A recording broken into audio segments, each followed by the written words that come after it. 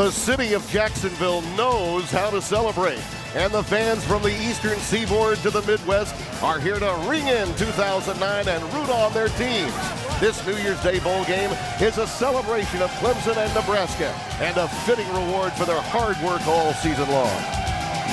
Hello everyone, I'm Tim Brando. Happy New Year and welcome to the 64th Conoco Gator Bowl between Clemson and Nebraska. I'm joined as always by Spencer Tillman and Tony Barnhart. Fellas, the season appeared lost for Clemson at the halfway point, and look at where we are now, Tony. Well, Timmy, back on October 13th, Clemson was a lost football team when Dabo Swinney took over as interim coach. Dabo Swinney tapped into something special. They won 5 out of the last 6, and here they are on New Year's Day. No matter what happens, this is a big day for Clemson. I agree with that, and what a tremendous recovery effort by this Bo Pelini coach Nebraska Cornhusker team. Yeah. They come into this contest with a shot to win 9 games. What a great job in that year 1 of the recovery effort, but they'll coach with a heavy heart. He is defensive coordinator Carl. His brother lost their dad last week, so our thoughts and prayers will be with them. Another game of interest in the Palmetto State is taking place with South Carolina and Iowa. This has been the story of the game. Steven Garcia returning home to Tampa, Tony. No, it's really been a bad homecoming. 3 turnovers, 3 interceptions, 1 fumble for him.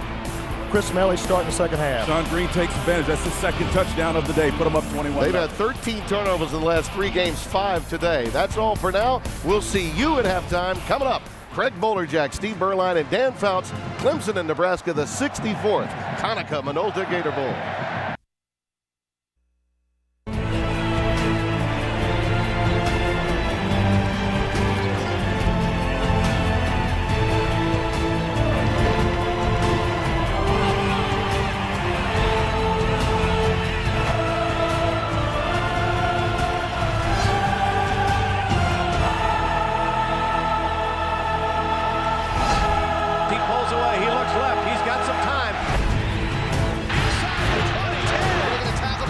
Straight up the middle, has 5, has 10, has 15, touchdown!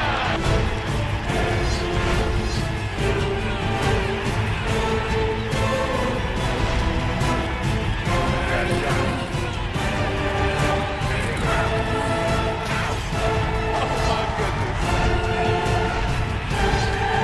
He's into the end zone, touchdown Clemson, touchdown Nebraska!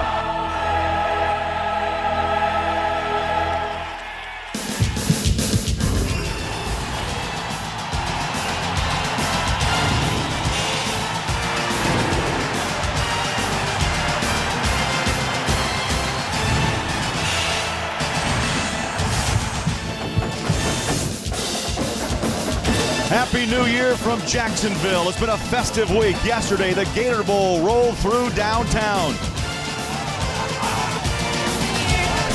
Today, game time, and a sea of red and orange awaits Nebraska and Clemson. It's the Conoco Gator Bowl on CBS.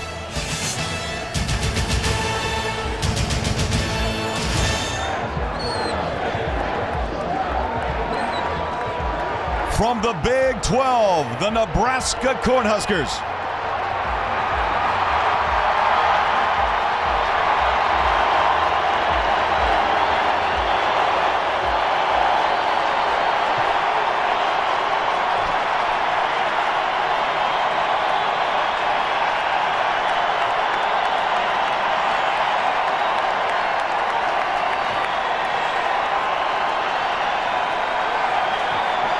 From the ACC, the Clemson Tigers.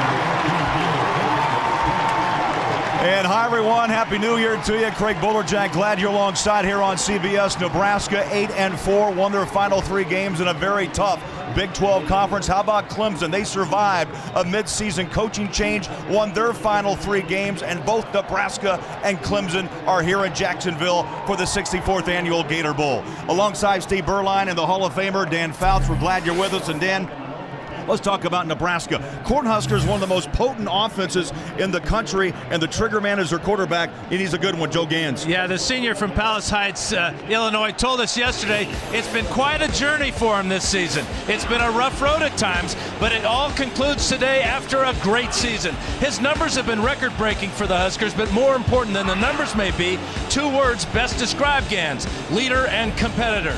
To Gans, leadership means earning the respect of his teammates, and as far as being a competitor, he learned that from playing basketball with his dad Mike and his older brother Dan. It was just born in him. He has 2 great, outstanding wide receivers, seniors Todd Peterson and Nate Swift. Swift is the Huskers' all-time leading receiver. They call their offense the West Coast offense, spread for the running game and the West Coast for the passing game, and obviously Joe Gans is the key. I'm glad you said it, not me. Let's bring in Steve Berline and talk about Clemson. Now, their offense is mighty good as well. Got a bite to it, not 1, but 2. No doubt about it, Craig. Coach Dabo Swinney is hoping that he and his team brought with him the makings of the perfect storm today from South Carolina. That perfect storm including the big dose of thunder and lightning. Thunder being senior running back James Davis. He's the power runner. Today can set both the career rushing record and touchdown record for Clemson all time. C.J. Spiller, he's the lightning. Over 12 touchdowns of over 50 yards in his career. This guy has got speed, but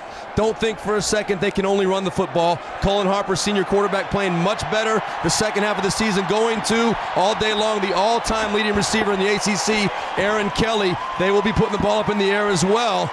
But defensively, I think is going to be a real interesting battle. Michael Hamlin leads one of the very best secondaries in the country, pass defense against that vaunted Nebraska pass offense. It's going to be a great matchup today. Well, Clemson underwent a coaching change back in October. Tommy Bowden out, Dabo Swinney in. And moments ago, Swinney and his team shared a private moment. We started this journey October 13th. We started this little journey. We sat down, y'all remember we talked about what we could do. We didn't talk about what had happened. We talked about what we could do. We talked about what we had on the table. We set some goals. And at that time, October 13th, man, we was just hoping to make any bowl. It could have been the dang Sardine Bowl in Eastaboga, New Mexico. We'd have been fired up for it. But you know what? You guys learned a valuable lesson. You learned that when everybody comes together and you believe in something and you're purposeful about what you do, man, you can do great things. And so what did we do? We went out and we created momentum. We created excitement. We got all in. And the Gator Bowl said, we want Clemson. January 1, man, this is what you wanted. And here we are. And the first week, there was just 1 chip on each player's chair. Today, 7 chips representing the win so far. And just moments ago in pregame warmups, the Tigers come together and march as one to the goal line. All in, the Clemson Tigers. So we're set for the 64th annual Gator Bowl. Temperature at game time, 58 degrees. Wind could be a factor, gusting at times. 17 miles an hour. Forecast is called for partly cloudy. And this game is being brought to you in crystal clear CBS high definition. Nebraska 8-4, won their last 3 in a tough Big 12 conference, and Clemson guys 7-5. One of the surprises in the ACC, winning their final 3 ball games, and of course gaining the invitation to the Gator Bowl here in Jacksonville. Nebraska set to kick away. Adi Kanalik teed up at the 30-yard line, and we are underway into a brisk win. And this ball falls shy of the 10-yard line. Spiller up the middle, finds a hole at the 35-40. And Spiller runs his way to the 43-yard line. As we check the starting lineups, the quarterback for Clemson, Cullen Harper, will play his final game as a Clemson Tiger. 11 touchdowns and 12 interceptions on the season. And right away, guys, we see the lightning in the formula for Clemson with C.J. Spiller coming out, giving his team great field position to take on this vaunted Nebraska front 7. Very physical defensive football team. And Steve, officially a 33-yard return. Clemson starts their first drive of the Gator Bowl. And a little dipsy-do. Harper lines up wide side. Now Spiller, by the way, has thrown a 15-yard touchdown to Tyler Grisham against Virginia this season. Clemson. And then Clemson Their first will call a timeout, timeout, Dan. First one, 8 seconds into the football game. Well, that's what happens with a little dipsy-do after New Year's Eve, Craig. You get a little confused even when you're trying to confuse your opponent. Let's check out the starting lineups presented by Konica Minolta. Offensive line, it's a big story, hit hard by injuries. The center, Bobby Hutchinson, was a student assistant when the season started, came out of retirement to help out.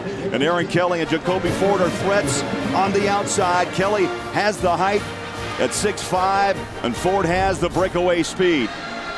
Dan, you mentioned the layoff before this bowl game. Coach Dabo Swinney got to be frustrated. He spent his whole bowl preparation probably setting up that first play, and to have to waste a timeout to open the game up, that shows what that long layoff can do to you. Now they're going to switch it again. They talked about it. Let's go for it.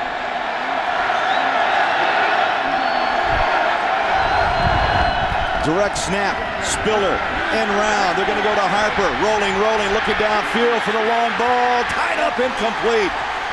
James Davis, the intended receiver. So after the timeout, they go back with the original play. It'll be 2nd down and 10. As we check out Nebraska, the Huskers up front defensively.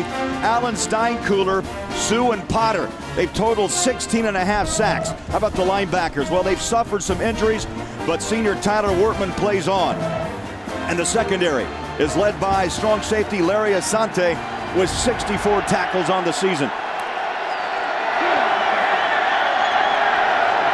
2nd down 10 from the shotgun. Harper rolls out, Chase down to the pocket and throws incomplete into the Clemson bench. And you saw the pressure from that defensive line. 23.5 of their 30 sacks this year have come from the defensive line of Nebraska. And twice now they have forced incomplete passes. You can see the pressure right up the middle. And I think that maybe Harper ran out of this pocket a little too soon, don't you, Steve? I agree 100%. There was no reason for him to scoot out to his right. All he did was run into more pressure. He could have stepped up and given his receivers a little bit more time to get open up the field. We'll see Harper in shotgun most of the afternoon. 3rd down and 10. First minute here in the opening quarter in the Gator Bowl. Again, flush out of the pocket, throws over the middle. It's caught. Jacoby Ford breaks away and is popped at midfield, short of the first down. A pickup of 7 and a tough 7 yards for Ford. There's Bo Pelini, head coach of Nebraska, the rookie head coach, longtime defensive coordinator, once at Nebraska, Oklahoma, made a stop, a very successful stop at LSU. And you talk about improvement made measurably this year. The defense for Nebraska under his guidance this year has improved in almost every single defensive category significantly. That's the effect. That's the Bo Pelini factor for sure. And a little confusion on the Nebraska side of the ball. They call a timeout. So that evens up in a big hurry here in the first quarter. Dan, does that go with the 4-week, 5-week layoff? I think it does, but also a little bit of uncertainty as far as what you're going to see. You know, Clemson comes out with a trick play on their first play of the game, although I'm not so sure I would have called it after having called a timeout and shown Nebraska's defense that you're lining up in a different formation. They obviously were ready for the end-around pass, but now Nebraska thinking, well, hey, we got to be careful. Clemson may use another trick play here. It's 4th and very short, and they do have a decided advantage as far as speed is concerned in this ball game. I think also, Craig, what comes into play here is the emotional, the build up to this game. So much emotion, so much attention paid to it. Guys get a little bit excited. They maybe lose their focus a little bit, kind of distracts them, and always smart to call a timeout if you're not sure. So back to punt, Jimmy Mainers, averaging just under 41 yards a kick. And back to receive is Swift at his own 10-yard line. Good kick, wind behind him. Swift's going to let this ball bounce into the end zone. Touchback at the 20-yard line. A 50-yard kick. A 50-yard kick. as we bring out Nebraska's quarterback, Joe Gans, the senior from Palos Heights, Illinois. And look at the career numbers, nearly 5,000 yards passing, 42 touchdowns, and 17 interceptions. This season alone, 3,300 yards and 23 scores. And one real telling thing about this West Coast passing offense of Nebraska, 18 different receivers have caught a pass this year, including Namakansu, the defensive tackle. Another great point, too. 30 points or more in 15 of their last 17 games. They score a lot of points. Option. And Clemson prepared. A loss of 2. Daquan Bowers the tackle. And Nebraska anchored by the right guard, Matt Slauson. Slauson makes his 35th career start today. We talk about Swift and Peterson. They catch a lot of footballs from Gans. Swift owns 21 career touchdowns. Second down and 13.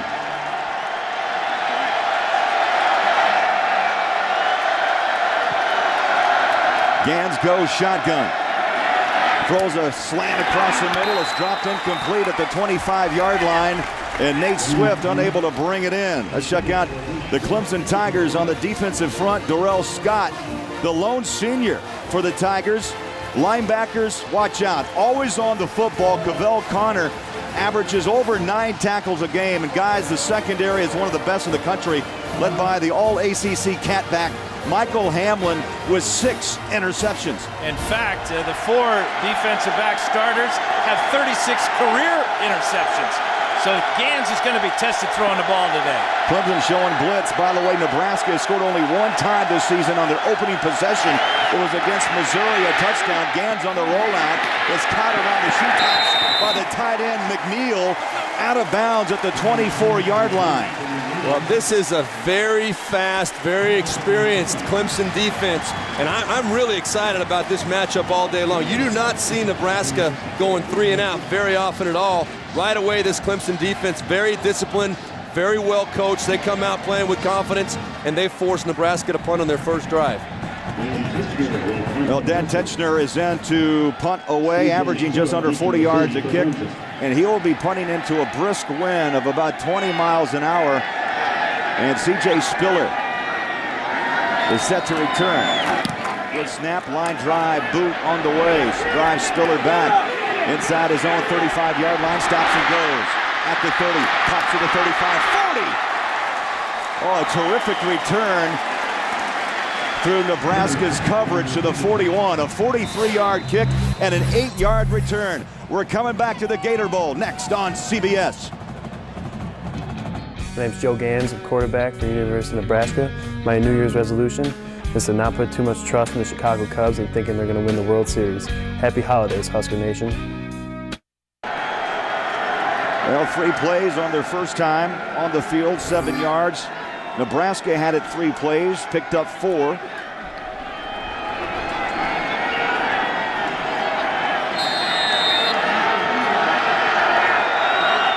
And Clemson starts their second drive at the 41-yard line. Chad Deal, the fullback, goes in motion. Up the middle goes Davis. And Steve Berline, James Davis will wear you down. C.J. Spiller is the breakaway threat. He's the Lightning, and Davis is the Thunder. And Davis, a senior, Spiller a junior, but Davis today, 112 yards and 2 touchdowns is all he needs to become the all-time leader in Clemson in both categories. But yeah, he is the power. He likes to wear down a defense. And this, by the way, Nebraska defense does not substitute a lot. That's an area Coach Dabo Swinney really wants to take advantage of. 4 wide receiver set, 3 set to the near side. Again, they hand out to Davis. It's a fumble on the ground, but recovered at the 40-yard line. Looked like Ty Steinkühler got the first pop on Davis, and they don't fumble very often. In fact, Dan, can you believe that? Only 2 fumbles coming in today with 793 career carries by James Davis. Well, that's not very often. No, and we talked to James Davis about this yesterday, and amazingly, we talked about how his statistic of only 2 fumbles in his career is almost impossible to comprehend. And then today, one of his first carries, that ball's on the ground. We tried to knock on wood not to jinx him, but Fortunately, his own teammate recovered the ball. Yeah, Mason Cloy covered up in the pocket, fires a dart, incomplete. Harper was going for Aaron Kelly, a big target at 6'5", the senior out of Marietta, Georgia. So again, Clemson will punt the ball away for the second time. And they will waste an outstanding field position for the second time. 6 plays that they've run from near midfield and not been able to get anything out of it except a couple of punts. And one of the things on that last play, Dan, Colin Harper does not look real comfortable to me in there. He kind of made his mind up to go up the field, I think. He had James Davis underneath coverage, pretty much wide open, could have easily picked up the first down. Maynard's first punt went 50 yards, good high hanger, and a taken and then dropped. Nate Swift, oh, he took a chance. Held on at the 17, a 42-yard kick, no return. We'll be back to Jacksonville after this.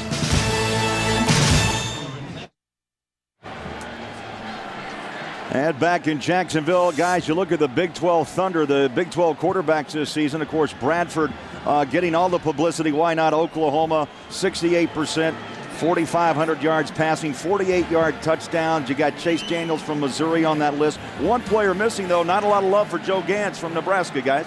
But he's a perfect fit for this offense. Sean Watson, offensive coordinators. The thing about Joe is he can manage the offense for us. And by that, we hear that term a lot, but it means just getting the personnel correct, getting the snap count to everybody, the kill system as far as the audibles are concerned at the line of scrimmage. And so what Gans is like, you hear again that term coach on the field. Well, that's what he is. He's an extension of Sean Watson, but he's also a very good athlete, can run the ball from this spread, and obviously can deal it to a bunch of different receivers. But the thing that concerns me is what Steve talked about in that first drive is the speed and quickness of Clemson's defense right now really has the advantage over this big offensive line of Nebraska. I agree 100%, Craig. And when you talk about the numbers that Joe Gans has put up this year, though, any other conference, and he's the guy everybody's talking about, absolutely amazing the numbers put up in that Big 12 conference this year. Hello, Jr. The ball carrier taken back, Daquan Bowers. Defensive end, and the freshman from Bamberg, South Carolina, knocks Helu down for a 2-yard loss. You're going to see him right there, and he's on the right side of your screen. Watch him get up in there and use that big physical body just to throw away that offensive tackle and jump on top of the running back, making the tackle for about a yard loss. 19 years old is Daquan Bowers. And speaking of running backs, he was a running back in high school, 1,200 yards last year as a senior. And on the defensive side, 37 sacks. He was a do-it-all player in Bamberg. Boy, nothing doing. Clemson's front line having their way against Nebraska's front. Well, and they're not doing anything too crazy on the defensive side of the ball. What they're doing is just playing more physical, more aggressively right now than this Nebraska offense is. They're bringing it to them. Nebraska not used to getting off course. We talked to both David Blackwell, the defensive coordinator for Clemson, and Sean Watson, the offensive coordinator for Nebraska. They are so good at staying on schedule and in non-obvious situations. They're not used to this third and long stuff. 4 wide receivers set for Gans. 3 loaded up near side. From the shotgun, low snap, Gans pedals back. Good protection, up over the top. He goes! Oh, what a catch! At the 45-yard line, Todd Peterson. That's what you get from senior wide receivers Swift and Peterson. Peterson used every bit of his 6'4" reach to get up and get this one right down the middle, Steve, and gets that cover 2. You're right, then. Watch right here. Safety coming over the top. That's Chris Clemens. He's got a chance to make a play on this ball or at least make a big hit, but watch, his break is a little late, and he goes for the ball instead of going for the hit, letting Nate Swift get up there and make that, Todd Peterson get up there and make that catch. Really shouldn't have been completed, in my opinion. Incomplete. What a smack down at the 39-yard line. Trying to throw the bubble screen, and let's hear this one. Listen to the bubble pop. Yeah, I'm not sure that's not pass interference. He hit him before the ball got there, but it's behind the line of scrimmage. Totally legal. Great reaction by Chris Chancellor. Chris Chancellor with the big play, and I'm not so sure, Dan, that ball was not a lateral. That ball was very close to going backwards. If anything, it was straight down the line, but I saw it happen. I thought it might very well have been a live ball. Well, if it's straight down the line, it's considered a forward pass. Exactly, but I thought it might have been a little bit backwards, but it was close enough to where the question entered my mind. I'm sure it wasn't a lateral. Just check it out. As you can see, the swing by Halu and the hit by Chancellor seemed to be forward by about a half a yard. Definitely did. Second down and 10. Jump up front. No call. Gans switches things up at the line. Helu finally with some positive yards after taking that shot back at the 40. And Helu picks up about 3 to the 48-yard line. And Michael Hamlin, the cat back with the tackle. You think that Chris Chancellor said, hello? I'm thinking Helu is thinking he was wishing that was all he said. Goodbye, baby. Yes. Helu had a terrific end of the season. The final 4 games picked up 510 yards, and he worked his way into the starting lineup here. Yeah, replacing a pretty good running back in Marlon Lucky. Over 100 yards 3 straight times. Gans flush out of the pocket. Incomplete. DeAndre McDaniel pressured Joe Gans, and you look at the last 4 games, 18 carries for 128 yards, and rushing touchdowns 5. So yeah, he took away the starting job from Marlon Lucky, and we'll still see Quentin Castile as well today. That's right. Halu is the slasher, and Quentin Castile at 235 is the thumper. Everybody's got nicknames today. Jacoby Ford deep to receive for Clemson. First punt by Texner was 43 yards. Low snap. And a good boot into the wind. Drives back to Jacoby Ford. Up again. Ties it in the corner and ridden out of bounds at the 10-yard line.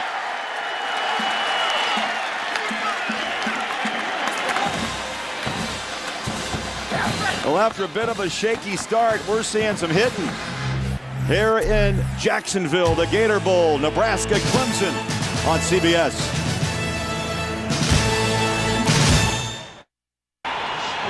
Welcome back. Fun week here in Jacksonville, the Gator Bowl, scoreless between Nebraska and Clemson, the Big 12 against the ACC. And we see lightning in the backfield back there for the first time. C.J. Spiller. Clemson starts her 3rd drive at the 10-yard line. 8:12 to play, opening quarter.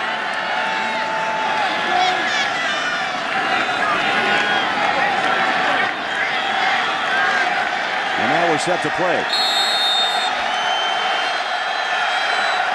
Spiller, the junior from Lake Butler, Florida. Just down the road from Jacksonville. Setting up, down he goes, Harper at the 1-yard line, and Ty Steinkühler rumbles in for the sack. Second big play for Steinkühler. He forced a fumble last possession, but number 43, battling against Thomas Austin, left guard, just takes the inside away from Austin and almost comes up with a safety. And that's not a slouch he's beaten right there. That's Thomas Austin, as you said, Dan, 3 times ACC Offensive Lineman of the Week. That shows you how good Mr. Steinkühler is up front.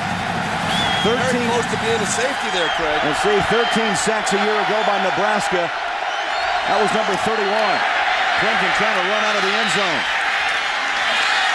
C.J. Spiller, maybe a yard or 2 to the 3, the 4-yard line, and Steinkühler is there for the stop. He's starting to look a little bit like his daddy, isn't he, with plays back-to-back? That is the name that so many Nebraska people can remember so clearly from the Fumblerooski way back when. And that's him. That is probably, if we look and check the record book, that's his only carry of his career. Dean Steinkühler, the 1984 Orange Bowl, that went for a touchdown. And maybe the most famous, the Fumblerooski Orange Bowl. 6:48 clock running. 3rd down and 17.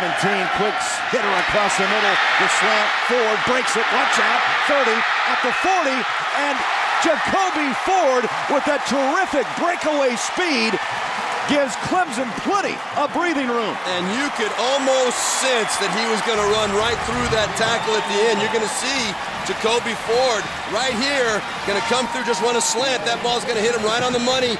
Cullen Harper doing a good job seeing the blitz, getting rid of the ball. And Jacoby Ford, by the way, you talk about lightning. This guy's a world-class sprinter. When he gets that ball in his hands with open field, it will scare the heck out of you if you're a Nebraska defensive player. Ford's 60-meter time is 6.52. Ball is tipped and dropped and nearly picked off by Nebraska. Xavier Dye with the drop pass that time, but you know, a missed tackle by Ricky Tenarce on that slant route, or it's they're bringing out the punt team.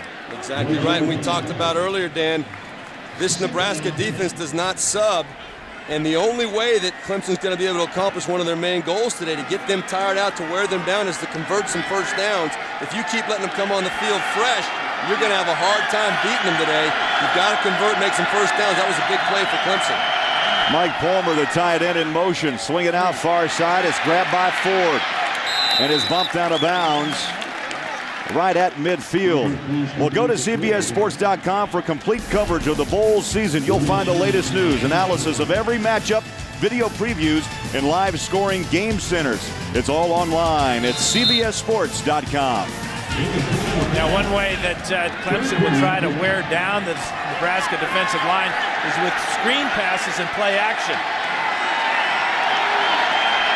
Nebraska gives up over 235 yards a game through the air on the defensive side. Shotgun, Harper sets the feet, throws across the middle. Fairburn, number 83, the senior from Duluth to Georgia, is tackled down near the first down marker. And that time right there, Cullen Harper doing a great job standing in the pocket under some pressure. Zach Potter was coming off the edge, and there was some good penetration. And the chains move.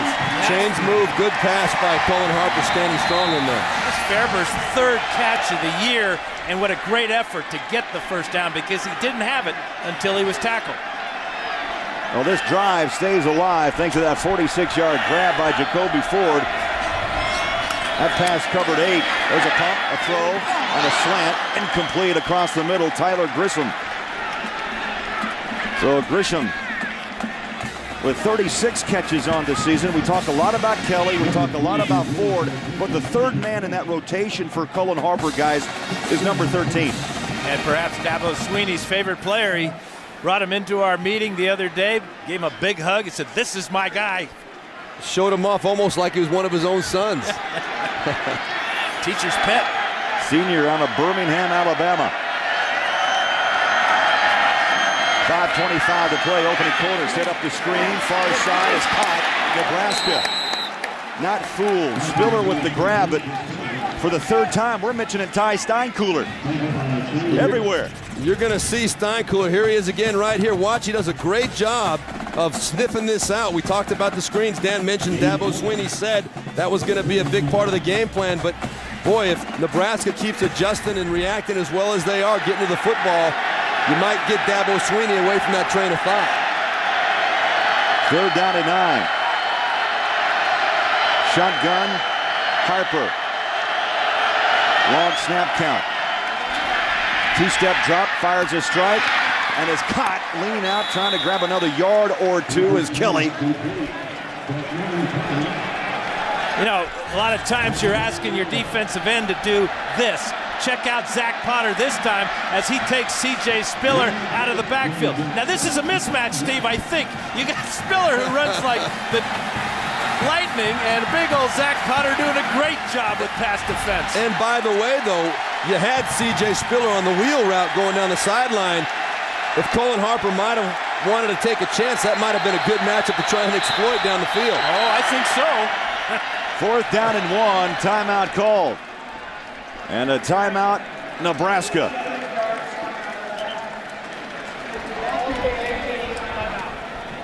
Clemson 7 of 18 on fourth downs this season. Well, Sunday, the NFL on CBS puts on the AFC wildcard game. Ray Lewis and the Ravens battling Chad Pennington and the Dolphins. It all begins with a special playoff edition of the NFL Today. And more people watch the NFL on CBS than any other network. Dan, Steve, we break it down for you. Of course, Miami, one of the big stories. What a comeback turnaround by the Dolphins. They'll be at home against Baltimore, the Colts, and the Chargers. And the lowest seed then goes on to play Tennessee, and the highest seed moves on to play the second seed, the Pittsburgh Steelers. You know, it's not how you start, it's how you finish. And right now, Miami and San Diego look pretty tough. Well, but, you know, I read somewhere in the paper today or on the internet that all 4 of the road teams in this weekend's game are favored. So that in the NFL, you know, a little bit of parity, but that is very unusual. But it's playing hot at the end of the year, as a lot of those teams are. I don't know which one of those teams scares me the most. They're all pretty scary the way they're playing right now. San Diego riding the winning streak, but nobody's hotter than the Indianapolis Colts. That's going to be a great football game. But then on the other side, Baltimore-Miami, a rematch earlier in the season, a game that I covered where Baltimore really took it to Miami pretty strongly, but Miami's a different team now. They are a different team, but I'll tell you what, going up against that Baltimore Ravens defense, they are so good. I'd have a hard time picking anybody over them right now. And Ray Lewis really has not lost a step. I mean, this guy's been around forever, but still with the intensity he brings, that should be a dandy football game. It continues to amaze. Number 52 for Baltimore. Keeps on doing it year after year. 10th play of his drive, 4th and 1. 4:06 to play. They put Deal now right behind Harper. Palmer in motion at tight end. They're going to go with the legs of James Davis. Didn't get it. And short. They'll mark him at the 31-yard line. Needed to get to about the 30.5. Yep, and you're going with thunder. That's exactly what everybody in the stadium knew Dabo Swinney would probably do. A lot of confidence in his offensive line, going right behind Thomas Austin, that left guard, against Mr. Ty Steinkühler again, right over the top, and it looks like Nebraska may have won that battle as well. It was interesting. One of the lines judges came from the far side of the field and marked it a little bit different than the referee on the near side of the field. Dabo Swinney not happy about the mark he got, and we'll see why. Well, if you could read lips, you could say, "Are you kidding me?" And he's going to be short by a football. Nebraska ball. Nebraska holds. They will take over at the 31-yard line. So again, Clemson can't take advantage of field position after the 46-yarder to Ford out to midfield. Their offense sputters and dies on 4th down.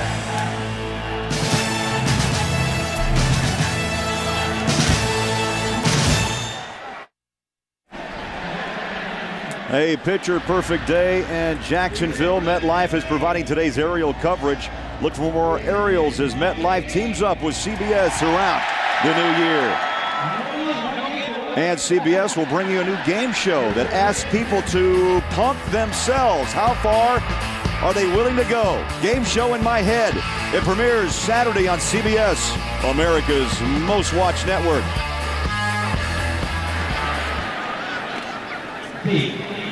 Scoreless between Nebraska and Clemson. Tigers with 16 offensive plays. Time of possession, guys, nearly 6.5 minutes here in the opening quarter. Still over 4 minutes to play. Yeah, this is an area, Craig, where Nebraska usually dominates. They are one of the very best in the country at possessing the football. Time of possession only twice in the last 15 games have they been on the short end of the stick as far as that goes. On first down, play action, Gans has the ability to break a pocket down and runs out of trouble. And he picks up 3 yards. Daquan Bowers and a host of Clemson Tigers spot him down. But Gans told us, listen, if I can't do it with my arm, one positive I do know I can run out of trouble. They're really searching for plays that will be successful against this Clemson speed and quickness.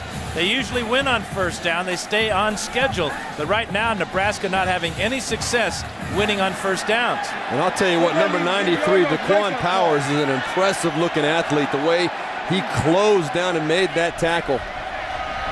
Play action, set up a screen, middle screen, and it's caught by Marlon Lucky and fights his way past the 40. They're going to mark Lucky down at the 41-yard line.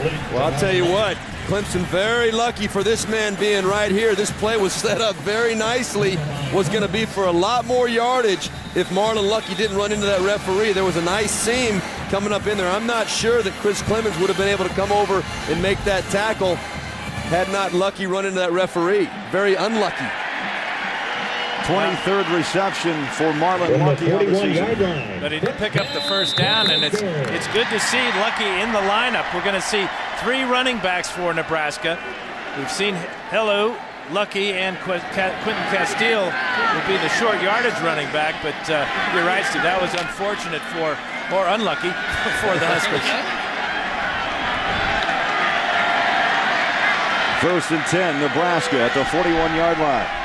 Play action rolling out. Up top goes Gantz, and that ball flutters into the Nebraska sideline. Well, it seems as though Clemson's got Nebraska's number all the way across the board right now. You're going to see some great hitting against the run right there. Daquan Bowers knocking him down right in his tracks. And then, again, everybody, just seems like everything Nebraska's trying to do, the big hit on the screen pass right there, everything Nebraska's trying to do today, Clemson is beating them to the punch. Nebraska has not been able to answer the speed of Clemson to this point. And Nebraska 5 carries, just 3 yards so far. Rolling out Gans, pressure from the backside. Gans steps up, fires, incomplete. And that was Niles Paul, the intended receiver. And again, pressure, Darrell Scott from his nose guard spot. And the big number 97 carrying those 310 pounds. Pretty fleet-footed big fella. Yeah, it looks like the Nebraska offensive line's pitching a no-hitter so far, but this is why. This is an outstanding defense. David Blackwell and Ron West, the interim co-defensive coordinators, have got to be very pleased with the way their unit's playing in this first quarter. They've just dominated. I know, I'm very impressed. You're talking about a Nebraska offense that no one has really been able to find a solution to stop all year long. So timeout on the field. Well, we wish you a very happy new year from all of us at CBS Sports, America's most watched network. 2009. And it came in with a bang here in Jacksonville, Dan. Last night, what a fireworks show at the strike of 12. Yeah, I really appreciate it. I didn't hear it, though. I wasn't up that late. I know you were. Oh, yeah. You were out there with the revelers and having a great time. How could you not hear that? You could almost throw a football. You probably still could. Far enough to hit where they were shooting those fireworks off from our hotel. That sounded like the war zone there for a while, that's for sure. Beautiful scene at the Jacksonville landing last night. Nebraska breaks the huddle, 2:21, and the Huskers surprisingly using all 3 timeouts here in the opening quarter. That's not what Bo Pelini had in mind, I guarantee you that, to burn all 3 of his timeouts in the first quarter. 3rd down and 10, Huskers at their own 41-yard line. Shotgun, Joe Gans. Pedals back, sets up the screen, caught, Lucky. Stiff arms his way around the corner and is bumped out of bounds at about the 43. And again, Clemson, led by Daquan Bowers, pressuring the quarterback. And Clemens, a free safety with the tackle on Lucky. Yeah, a real good scheme that time. A 4-man rush. They went with 6 defensive backs and then added a linebacker to the pass pressure. And again, Gans forced to throw on the run, and now has just completed 3 of 9 here in the first quarter. An amazing closing speed for this Clemson defense. When they see the ball in the air, they close the gap. Split second, it's impressive to watch. Kitchener, another fine kick into the wind. Spiller at the 19. Spiller stops and goes. Stops and goes again at the 20. In trouble, breaks the tackle. Trying to turn the big corner at the 25. To the 30. To the 40. Spiller, 45. Spiller at the 50. Can you believe that return? Steve, you called him lightning. That was like a lightning bolt, all jagged. Great desire, pinned against the sidelines. How many does he make miss? There's 2. That's a swipe across the forehead. That's 3. Now on the near sideline, makes 4 and 5 miss. Cuts back to the middle of the field here, and he's not satisfied. He made the whole team miss. There were 2 or 3 guys that missed 2 or 3 tackles on that play. And if I hadn't seen him do that repeatedly during the course of the season, I would have been surprised, but not surprised. And his teammates, they know what he's capable of. They keep flying around trying to make blocks for him. 38-yard punt and a 33-yard return. Right up the middle goes Davis, so they come back with thunder. Well, Red Lobster presents today's Scholar Athlete, and it happens to be C.J. Spiller, Sociology, Dean's List this semester, a career GPA of over 3.0, and Red Lobster's commitment to the investment of our future is shown today by donating $1,000 to Clemson's General Scholarship Fund. And he's got a 4.0 on punt returns here in the first quarter. He sure does. A minute to play, opening quarter. No score, but back and forth we go. This time Nebraska wraps up Davis, and it's the weak side linebacker Blake Lawrence with the tackle. Davis, by the way, a big happy birthday. 23rd birthday for James Davis. Well, we all know what he wants for his birthday, a nice Gator Bowl win to end this career. But what he also mentioned would be nice would be to get, about 112 yards and 2 touchdowns. He said that'd be a nice little bonus package. 3rd down and short. Davis alone back. There's pressure, and it looked like Steinkuhler made contact with Bobby Hutchinson, the center. We'll hear Jack Wood. Prior to the snap. Offside. Defense number 43. 5-yard penalty results in a first down. Steve, this is a Pac-10 crew, and Steinkuhler, that's the first penalty whistle today on either side. Yeah, that happens oftentimes when there's a guy in motion. Those defensive linemen see movement out of their corner of their eye, and Steinkuhler trying to get a jump on the center, Hutchinson. It's flagged for it. Well, Dan, you know so well that first step, that initial reaction is where a play is either won or lost as far as the physical battle up front. Steinkuhler very quick and explosive off the ball, a little too early that time. Clemson spreads the offense, handoff Davis, breaks the tackle to the 23-yard line. That ends the quarter, and Clemson is on the move. Scoreless after 1. We'll return to Jacksonville after this message and a word from your local station. You're watching the Conica Minolta Gator Bowl only on CBS.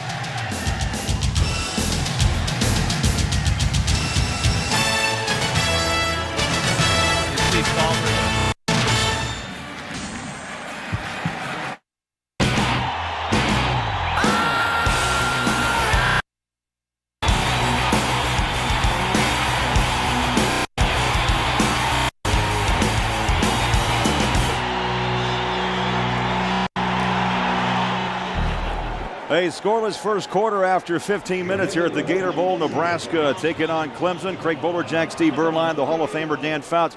We knew Nebraska, guys, a power team, a strong team, a good offensive team. We knew also, Steve, that Clemson shows a lot of speed. Even though it's scoreless, I think right now we're looking at speeds beating the power. Yeah, we think about the Big 12 and the power of Nebraska, the big offensive line and defensive line.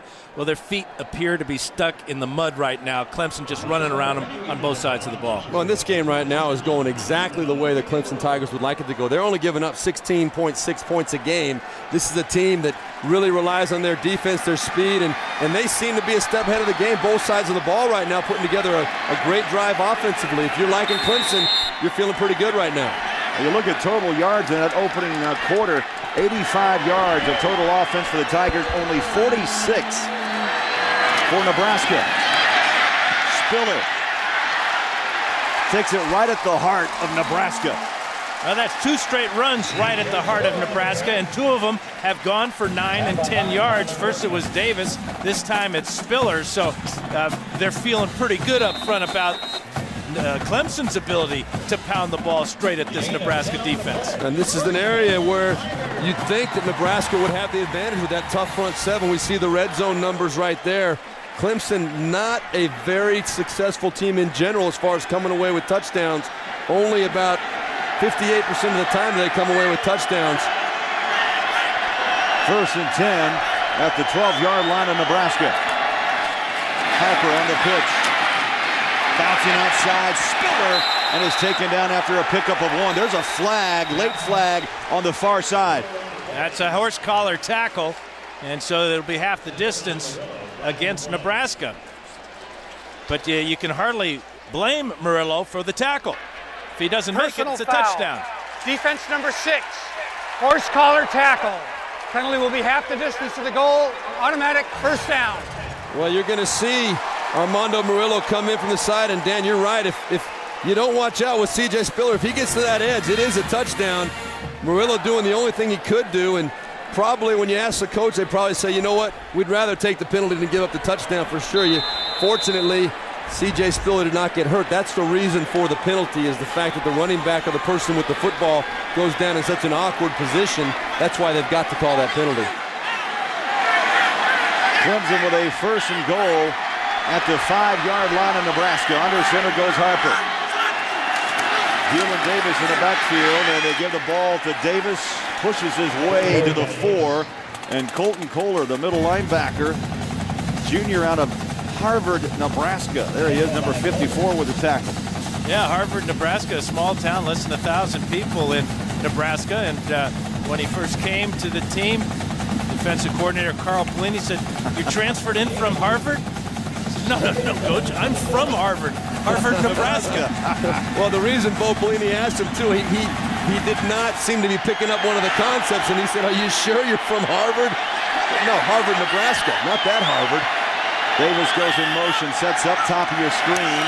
2nd down goal. Harper pumps, looks, chased out of the pocket. In trouble, tries to turn the corner. Little push pass, and it's incomplete. Well, he's lucky that little push pass wasn't picked off by Anthony West. But again, it's finally, after really good pass protection for Harper, the Cornhuskers get after him and chase him to the left side of the field. Makes it a very difficult throw and a real gamble here. You're right, Dan, and that ball very easily could have been tapped back into the field of play as well, and someone else coming that way pursuing might have been able to catch that football and in the drive, a very promising drive for the Clemson Tiger offense.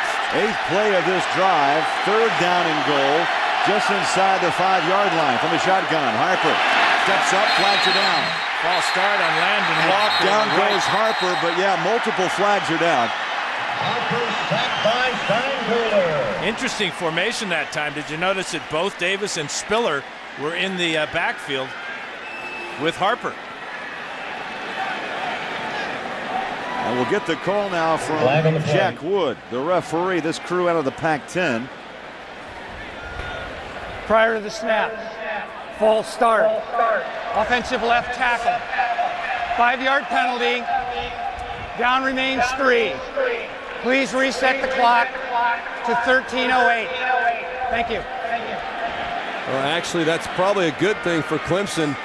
The fact that Colin Harper got sacked on that play, they get another shot at it. You see what Nebraska's done this year in the red zone. Kind of an average number for a defense. They'd like to keep that number down in the low 50s to be considered pretty solid in the red zone. Well, 3rd down and goal. The penalty pushes Clemson back just inside the 10-yard line. Shotgun, Harper takes the snap. 2-step drop, throws a dart far sideline. It's caught. Kelly pushes his way to the 2-yard line. Kelly, I'll tell you, what a big target, Dan. 6'5", 190, and 61 receptions on the season for Aaron Kelly. But did you notice how Murillo was playing off Kelly, knowing that at 6'5", that the fade is a good route to run down here, but very difficult to run against a cornerback who's 6 yards off. That's why they threw the hitch in front of him, and a solid tackle by Murillo kept Kelly out of the end zone. And you know what? That's exactly what Murillo was supposed to do. Give up that short pass, come up and make the tackle. They had a blitz coming. Great open field tackle by Murillo. And Mark Buchholz. The 20-yard attempt is knocked down. Ndamukong Suh, the young man from Portland, Oregon, born in the Cameroon. The best player on this Nebraska defense comes up with a huge play to deny Clemson a field goal. Well, I'm not so sure that Buchholz, it seemed like that ball came out kind of low to me. I don't know.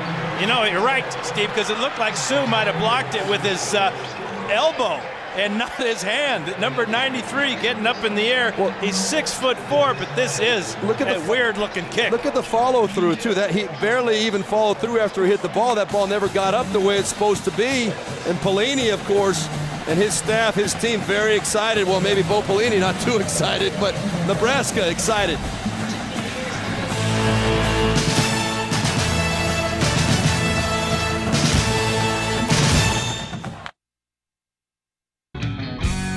Ndamukong Suh, University of Nebraska, defensive tackle. My New Year's resolution is speak to my family every day and go Husker Nation.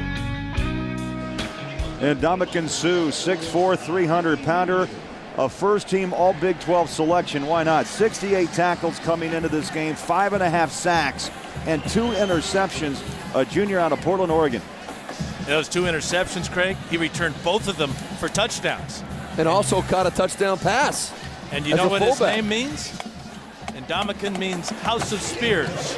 And we're not talking Brittany. Saw that coming, did you? Oh, yes.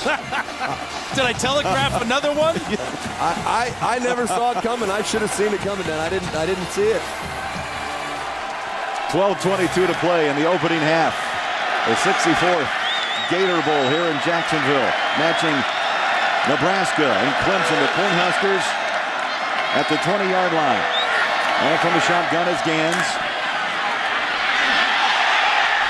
Helu trying to bounce outside and is dropped for about a 2-yard loss at the 18-yard line. Butler, the cornerback, with the tackle. They're just not going to make anything going wide, especially if the play is designed to go inside. The speed and quickness and pursuit of Clemson right now just overpowering. You know, you look at this matchup, Clemson is ranked 15th in the country in total defense, under 295 yards they give up per game to their opponent. Then you look at the offensive stats of Nebraska, they rank 12th in the country in total offense at nearly 460 yards a game. That's the beauty of this matchup, and it really is a testament to how well David Blackwell has prepared this team, this whole Clemson staff. Gantz runs out of the pocket, tucks, and falls to the 23-yard line. And you pick up 3. Gantz tackled by Chavis and Alexander. Well, look at this Nebraska offense, what they've done the last 4 games. I mean, they're used to scoring. Look at that right there, 42 points a game. They've really had it clicking lately, well over 200 yards rushing. We know they can throw the football, but that last play right there, Dan, I was watching, we had the great view. Not one receiver was even close to being open. One of the best secondaries in the country. The Clemson Tigers, 18 interceptions on the season. That's 9th best. When the shotgun is Gans. Incomplete at the 31-yard line. Peterson, the intended receiver.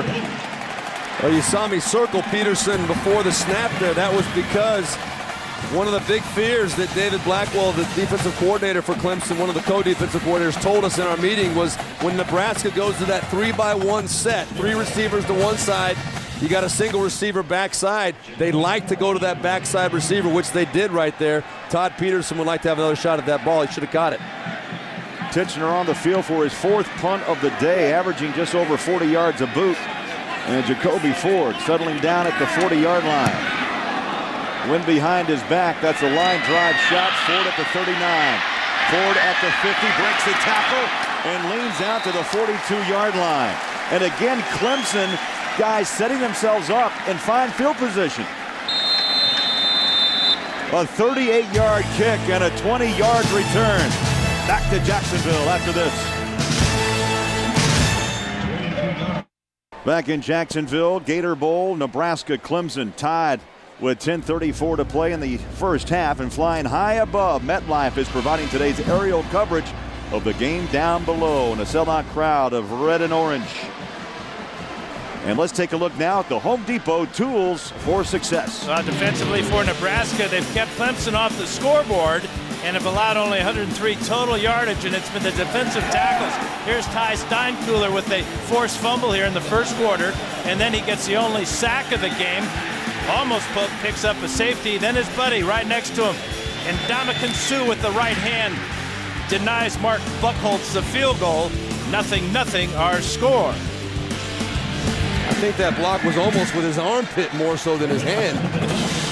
You look at the first 4 possessions by Clemson. They start at their own 43, punt, then a punt at the 41. They start deep at the 10. They break out 58 yards, but gave it up on downs. And then that last possession ended with that blocked field goal. Well, and again, right now, starting at the Nebraska 41, with the exception of the one drive that started at the 10, Clemson has had a tremendous edge with field position all day. Harper steps up in the pocket, slings it out. Oh, through the hands, Jacoby Ford. You know who was covering Jacoby Ford? The closest Husker to him was Ty Steinkuhler. Again, very creative defense by Carl Pelini. 2nd down, 10. The defensive coordinator for the Black Shirts. Fortunately, Steinkuhler was wedged between Cullen Harper, and he couldn't get that nice, easy, clean throw. His touch was not very good throwing on the move there. That's what made that ball hard to catch for Jacoby Ford. 2 wide receivers, top of your screen, handed off, spinning. Davis senior out of Atlanta, hit by Anthony West. Well, James Davis came in, 11 touchdowns on the season, and Dan and Steve, I tell you, a good carry per average and nearly 5 yards every time he touches the football. And he will wear you down. That is what he does best. This guy is a brute. Anybody that's played against Clemson the last several years, they know this guy is going north and south. When you ask him to describe his running style, that's what he says. Hey, I go north and south, baby. That's it.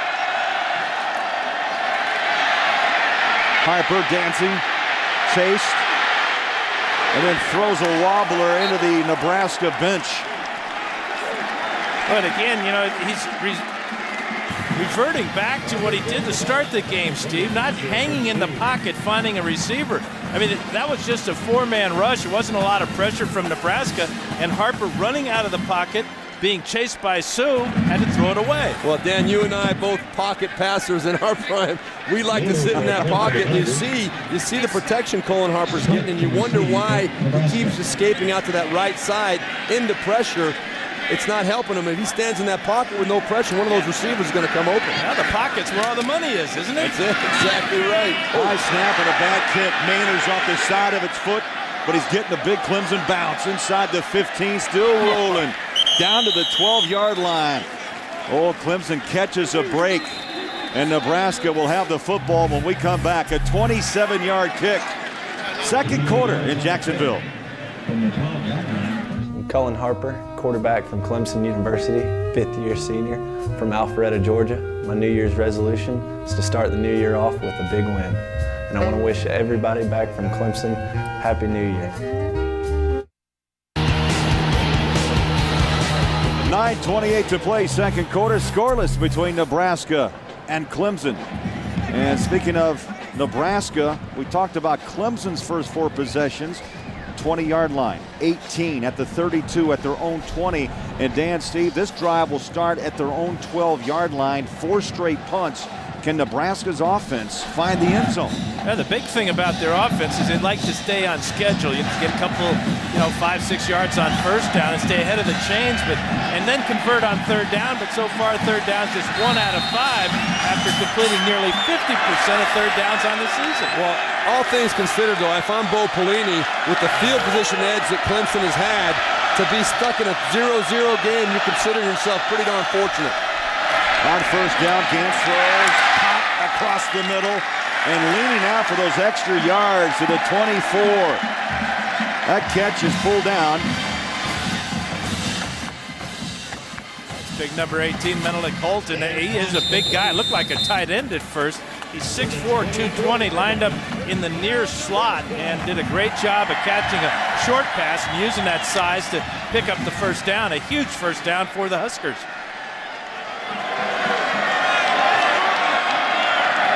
For a first down at the 24-yard line. Clock running up on 9 minutes of play in the first half. Handoff, Castile. Bangs, you hear those pads popping to the 32-yard line. And a few extracurricular activities after the tackle. And coming up on the Geico halftime report, Tim Brando, Spencer Tillman, and Tony Barnhart are here in Jacksonville. They'll get you caught up on all the scores and highlights and preview all the New Year's Day Bowl action. That's coming up on the Geico halftime report. That was Castile's first carry of the day for 8 yards, and I was wondering when we would see him because Hellu and Lucky not getting it done, but you bring in a bigger back in number 19, and he picks up 8 easily. Yeah, go 6'1", 235, Lucky 215, and Hellu 215. That ball is thrown away into the Clemson bench, incomplete. Really smart play by Gans as he got immediate pressure from Kevin Alexander. Smart play by Gans to toss it away, but really good game planning by Clemson, knowing that the read option play fake from Gans was coming to the near side. I'm really impressed with the discipline of this Clemson defense. There has not been one time today, and we see the films going in this game, Gans gets to the edge a lot on that read zone fake, coming out with the pass. He's not even had a chance to find anybody down the field today yet. Gans just 5 of 12 for 55 yards passing. Shotgun on 3rd down and short. Fires a strike, incomplete, and through the hands of Holt. Boy, and that's what pass pressure does to a quarterback. He had nobody around him, but the ghosts of passes past have got to him that time because he rushed that throw, had Holt open for the first down, but because of the pressure from Clemson all day long, he missed him. Well, you're talking, Dan, as you mentioned earlier, about a team that converts 50% of their 3rd down conversions. Right there, that's as easy as it gets. Holt was wide open. Gans was not under any pressure, but you're right, his feet weren't set. He wasn't able to get that ball put on the money. Should have been an easy conversion for Nebraska. And Titchener is back for his 5th punt of the day. The wind behind him. Gets it up and hangs it down to the 24-yard line, and no return for Spiller. Outstanding punt by Titchener, forcing Spiller to the sidelines, and nothing he could do but his momentum take him out of bounds. 44-yard punt. And Saturday, women's basketball returns to CBS as LSU battles number 1 ranked UConn, or Minnesota takes on Illinois. Then 8th ranked Tennessee travels east to take on Rutgers. Then it's the men's turn as CBS continues on the road to the Final Four as North Carolina State takes on the Gators from Florida. That's Saturday right here on CBS. And of course, the Gators under Billy Donovan's direction, back-to-back national titles, trying to rebuild that Gator program. And Clemson on 1st down runs for maybe a yard. Spiller past the 25 to the 26 and knocked down by Sievers. Good job by the Nebraska defense there. You saw Colin Harper fake that bubble screen out there to the right side and had the delay draw to C.J. Spiller trying to pop one back inside, but Nebraska stayed home, kept it to a very minimal gain. You see Spiller's numbers, just 4 carries on the afternoon and 13 yards. Shotgun Clemson. Harper batted down, incomplete. Big Zach Potter got up and knocked that one down. 6'7". Easy for him to get up and knock it down. Now you look at all the Nebraska helmets, you'll see a sticker on it today with AP on it, and that is in remembrance of Anthony Pelini, 85-year-old father of Bo, and also his brother Carl. Mr. Pelini passed away December 23rd, and we send our best to the Pelini family. Quite a guy, a World War II decorated hero, father of 8, grandfather of 26.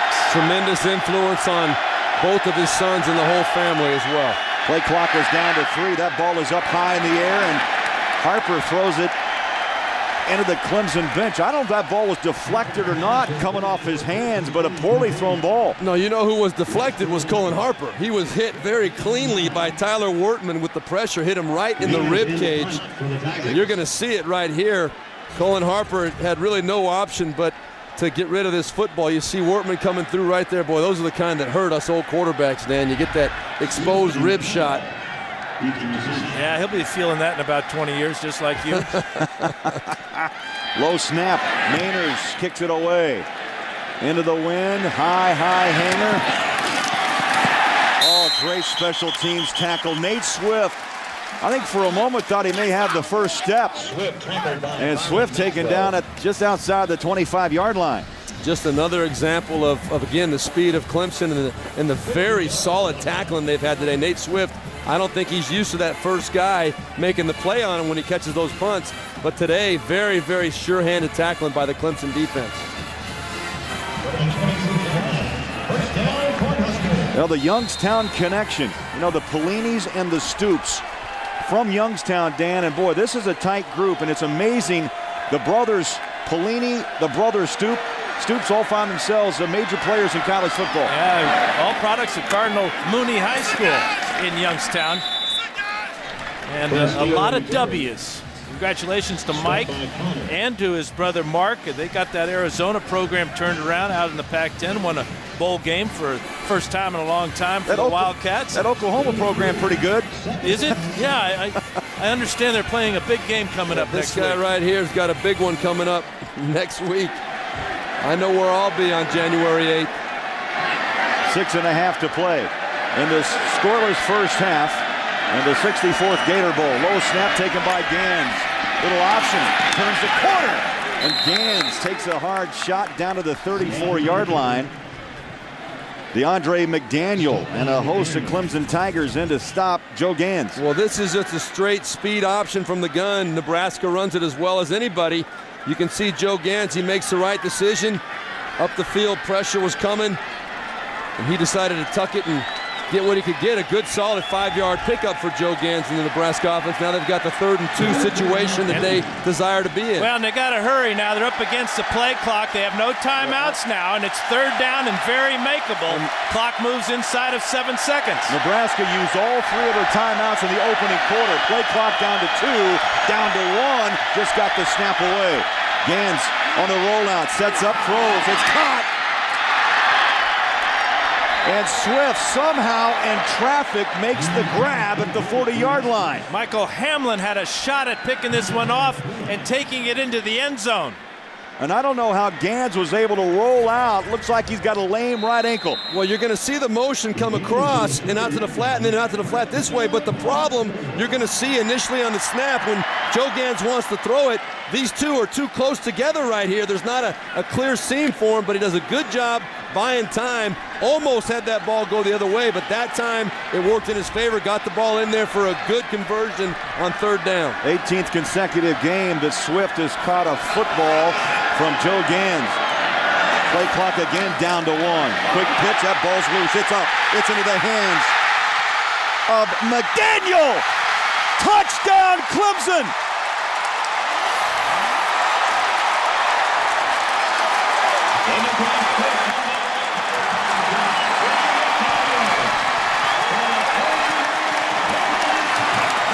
This is just another example. Right here is McDaniel. He comes up the field, makes Joe Gans pitch the ball, gets a hand on it, and then is athletic enough to pick that ball up and take it to the house. The speed of Clemson, again, illustrated very clearly. Nebraska does not have an answer for it. McDaniel with long arms at just 6'1", but running and just daring Castile to make the tackle before he got in the end zone. Buchholz punches it up and through. 86 of 86 career point after attempts. And a moment ago, that ball is blocked down. It's fumbled, and DeAndre McDaniel scores the first touchdown of the Gator Bowl here in Jacksonville.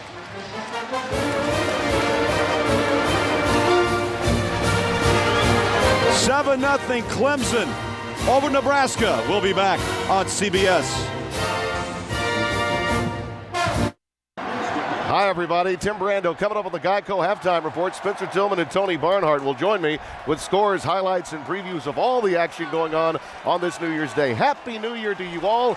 And now let's get it back up to that talented trio anchored by Craig Bolerjack. Bowler. All right, Timmy, thanks so much. 7-0. Clemson defense scores the first points here in the Gator Bowl, and McDaniel goes 28 yards off the Nebraska fumble. Tremendous athletic play. McDaniel, not a big guy. 6'1", 200-pound sophomore, but boy, can he get up the field and is a tremendous athlete to be able to bat that ball and pick it up and take it for the score.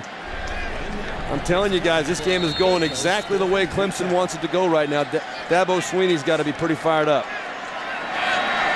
Well, he asked his players after the coaching change midseason, are you all in?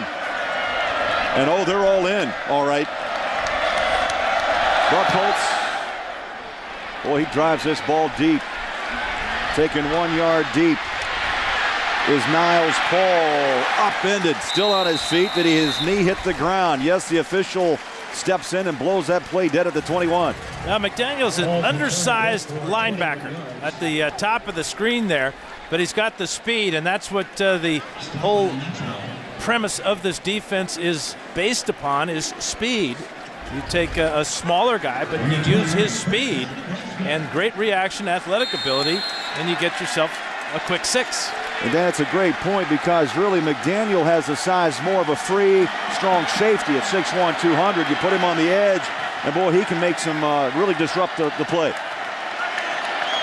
Swift and Peterson, the 2 wide receivers, top of your screen, 1st and 10, and Nebraska with the football down by 7. And they're going to stay on the ground and nothing doing. Clemson wraps up Castile. So all 3 backs, except for a run by Lucky. Nebraska not having any luck against Clemson's front. Well, this is the read zone. The premise is based on definitely coming down and letting the defensive end come up the field. If he bites on the run, you pull it. If he doesn't, you give the ball. But you got to win with the down block from your left tackle, left guard. That's what the whole thing is based on. The right read was made that time by Joe Gans, but the inside blocking, the double team coming down was not very successful at all. A loss of 1, 2nd down 11. Clock rolling up on 4 minutes to play in the first half. From the shotgun as Gans looks one way, fires the other, straight across the middle, and the catch is grabbed by Paul at the 30-yard line. But boy, what a hit Gans took just after he released it. Well, what a great job of finding a guy over the middle, looking to the right side, and at the last minute, looking back over the middle, and then for all his efforts, he's going to get drilled right in the chest. But he does find Paul before he gets the collision in the backfield, and now brings up again a 3rd down and short, something that the Huskers desperately need to convert. Well, that was Daquan Bowers, the 19-year-old defensive end for Clemson. What a tremendous physical play, but not quite there quick enough to make a difference. Nebraska 2 of 7 on 3rd down conversions. They'll make that now 3 of 8 as the ball goes to Castile, and he rips off big yards to the 39. That's a power play. Pull the guard from the weak side. You get number 68 out in front. That is Keith Williams with a super block right there. Boy, he just KO'd the strong safety there. That's Chris Clemons coming up. Yeah, Chris Clemons is wishing he never met Keith Williams. I guarantee you that right there. And then finishing it off with Quentin Castile running over the top. Good, strong physical play all around. Nebraska picks up their 5th down of this first half. And the handoff again. Castile finds some running room, picks his way past midfield, and they'll mark him down at the 46-yard line. And Chris Clemons the tackle, and there's a flag down. Dan, you're right, at the 44-yard line. Yeah, and you wonder about Nebraska's offense. They get a couple of good running plays here, but this one is going to be holding against offense number 67. There's center Jacob Hickman. Replay 1st down. And remember, Craig and Steve, Nebraska has no timeouts to run their hurry-up offense with, and their regular offense hasn't been very good either, especially in the running game, as that defensive line led by the true freshman Daquan Bowers just dominating the Husker offensive line. Well, Castile, as we can see, the only one experiencing any success at all today of the Clemson running backs. Marlon Lucky has not had a chance to carry the ball yet, but Castile, they may have found something here going with that power game you were describing, Dan, getting that big body up in between the tackles. It seems to be fitting in pretty well right now. And Castile has had success, most of the success right here on this drive. From the shotgun again, Gans fires a strike right on the numbers of Nate Swift. And Swift over the 40 to the 42-yard line. That's really the great thing about Swift and Peterson, is they're very experienced as receivers. They're both seniors, but they give the quarterback a good target. That was really a sharp hook route by Swift, and the timing between the best friends, the receiver and the quarterback, Gans, was absolutely perfect. Well, coming in today, Swift was the all-time leading receiver as far as receptions for Nebraska with 163. He only needed 36 yards today to become the all-time yardage leader as well. He's on his way. Ball may have been deflected at the line of scrimmage. And that ball was tipped by Brandon Thompson, the freshman. Boy, how's the future look for the Clemson defense with Brandon Thompson, a true freshman, 6'2", 315? Are you kidding me? Seeing what Bowers is doing. Lined up next to Bowers, 6'4", 275. I'll tell you, that's a scary left side. One's the nose guard, Bowers the defensive end, and this crowd now getting a little noisy on 3rd down and 6. A minute 42 to play. Nebraska down by 7 with the football late here in the first half.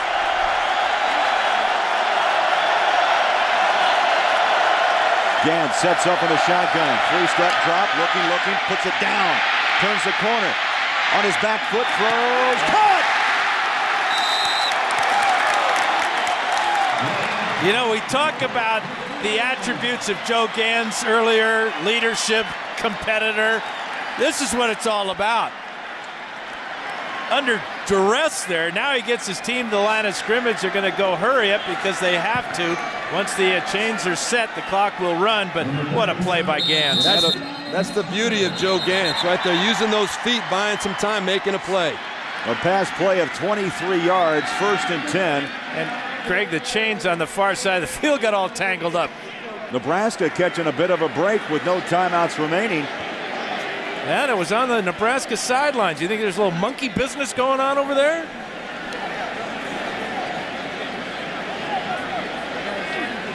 So the chains tangled up. You know, for years people have talked about how we got to get rid of those chains and join the 21st century. Get some lasers out there or something, but there's nothing quite like the drama of the chain gang and bringing it out for the measurement. Sunday on 60 Minutes, they call him the mad scientist of football, Coach Mike Leach. So what are his tricks? Find out Sunday on 60 Minutes. Well, let's see what tricks Nebraska has up their sleeves. This would be huge for Nebraska to get some kind of points on the board, a little bit of production going in at halftime. Gans sets up and throws, far sideline, incomplete. Mentally Colt, the intended receiver. That stops the clock now, 1:25 to play. Well, this is how you earn the respect of your teammates, by making a huge play on a day where you're struggling and your whole offense is struggling. Look at him, runs out of that tackle, and that throw is phenomenal. Running to his left, getting his shoulders square to the line and putting the ball on the money. Well, you talked about his competitive nature. This is a kid that will keep coming at you all day long. You can hit him, you can knock him down, but Joe Gans is going to keep on getting up and coming back. He found himself as a second stringer throughout most of his career until the final month of last season. And he's taken over from that point on. Castile on the pitch, out of bounds. And so Nebraska using the clock and the plays on the short side of the field. That stops the clock out of bounds with 1:20 to play. Well, the perfect play call, as they had a blitz on the weak side here. And Castile very frustrated at the end of this that he doesn't get the corner and get into the end zone. Well, I'm impressed they went back with that same speed option to the left side after they ended up giving Clemson a touchdown the last time they ran it. Shows you the consistency of Sean Watson. Pressure's on, ball is up for grabs. Gans try to grab it, and it falls incomplete. Boy, Clemson brought 7, 8, 9 players on that rush. But you know what? The biggest play of the game from Nebraska's standpoint to this point right now was a play of Joe Gans right there. To see that ball up in the air, the little man, probably the smallest man out there, got up high, jumped, and knocked that ball down and kept Clemson from coming up with a drive-killing interception. Yeah, it was a perfect set, and he spiked it for the winner. Alex Henry is in to try a 48-yard field goal on the season, 14 of 17, and Henry has leg, hit a 57-yard kick against Colorado, and hits it from 48.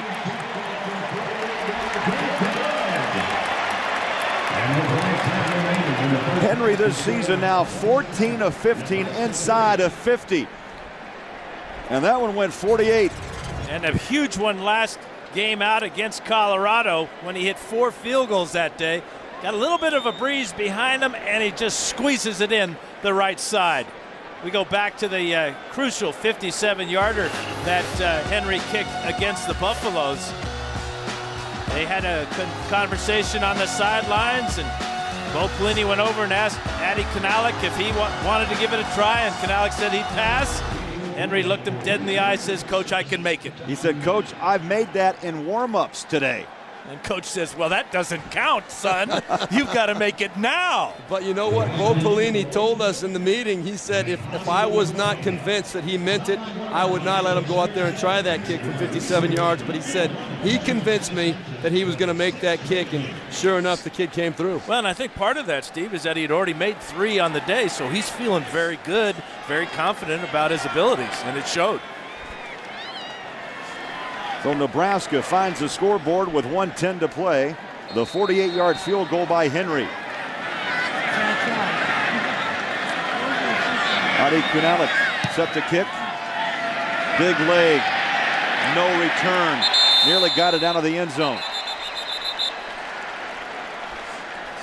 Well, Sunday on CBS, it's a mystery for the new year on a new episode of Cold Case. Sunday on CBS, America's most watched network.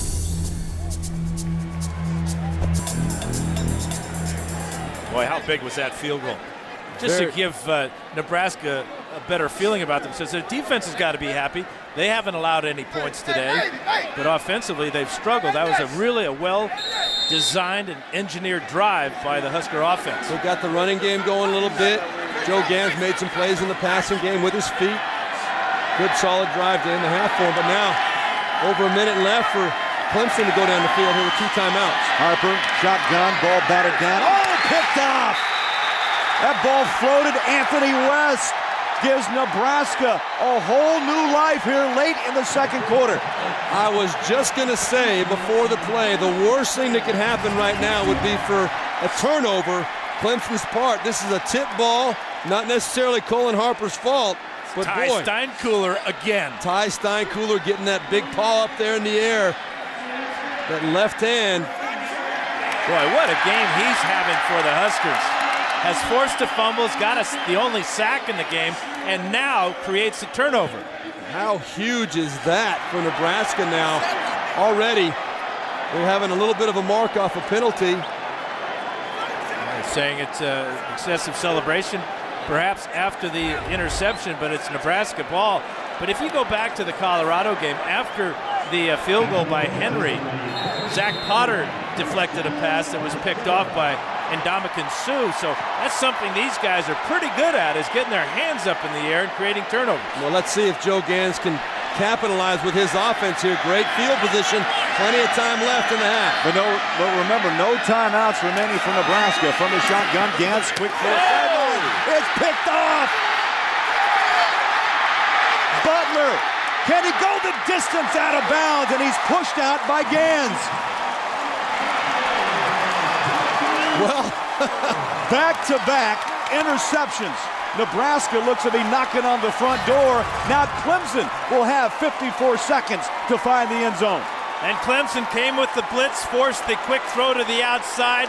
It was thrown late. It was thrown behind Niles Paul, but give Gans credit for making that tackle. Butler thinking touchdown all the way. What a huge turn of events for the Orange. They're going to make Clemson at least earn the touchdown.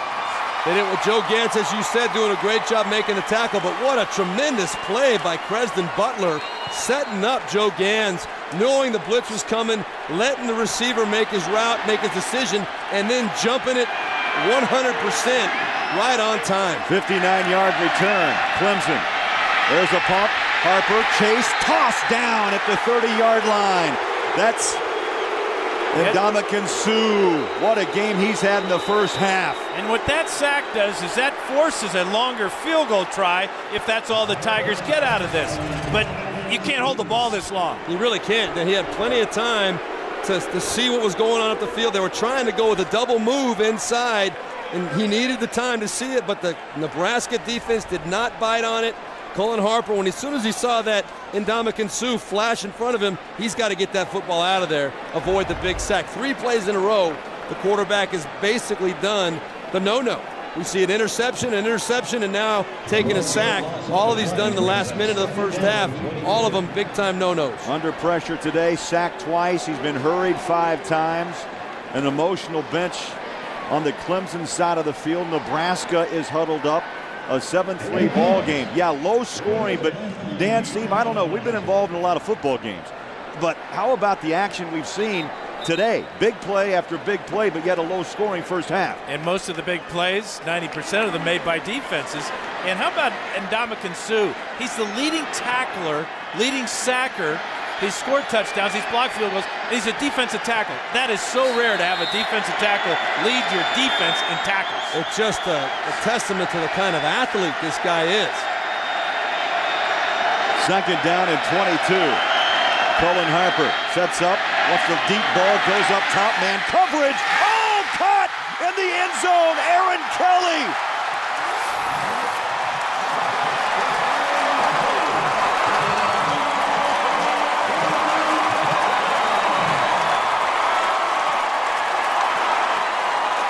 Well, Dan, I don't know about you. When that ball was thrown, I thought it was thrown a little bit late to get it in the end zone. But for Cullen Harper and Aaron Kelly, they know each other so well. Aaron Kelly coming back and making the adjustment. I thought it was going to be too late to make the play. The key word, adjustment. He had to turn a 360 behind Anthony West to make that grab. Super job by Aaron Kelly. Buck Colts keeps the streak alive.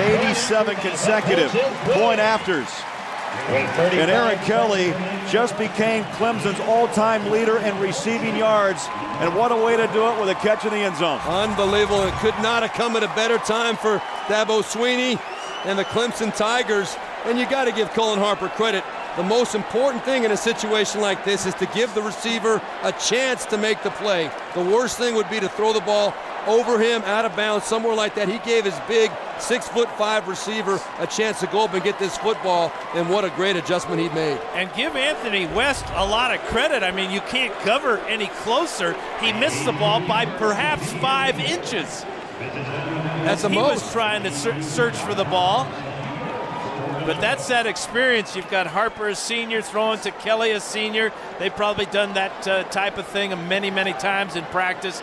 Boy, did it pay off there. Well, you talk about a punch in the gut, Craig, for the Nebraska team. Here they come up with the field goal, a good positive offensive drive. They get the big turnover deep in Clemson territory. Give up the interception and then give up the touchdown. Oh, you talk about going in on a high. Now it could not be any worse for Nebraska. Clemson with a 14-3 lead over Big Red. 35 seconds to play. What a final 2 minutes of this first half here in Jacksonville. Buckholz tees it up at the 30-yard line. That ball hangs, taken on the run at the 15-yard line. That's Niles Cole and driven down at the 24-yard line. So Nebraska back on offense, no timeouts, down 14-13 with 30 seconds to play in the half. And I don't think that Bo Pelini's going to have Gantz throwing the football. I would be very surprised in this situation. I mean, to go the distance right now with only 30 seconds on the clock, but then at the same time, you got a senior quarterback who has been one of the best in the country protecting the football all year. You hit 1 or 2 passes. The chains do stop in college to reset the chains, or the clock stops, I mean. You never know. On a knee goes Gantz. You know, Gantz has been beat up, he's been chased, he's been hounded. He's mentally confused right now after throwing that interception, and Clemson riding a huge high going into halftime. Final seconds will tick off here. Clemson up by a 14-3 count. And Bo Pelini to the locker room. That ends the first half. With the score, Clemson 14, Nebraska 3. Coming up, Tim Brando, Spencer Tillman, and Tony Barnhart. We'll be back with the Geico halftime report after this message and a word from your local.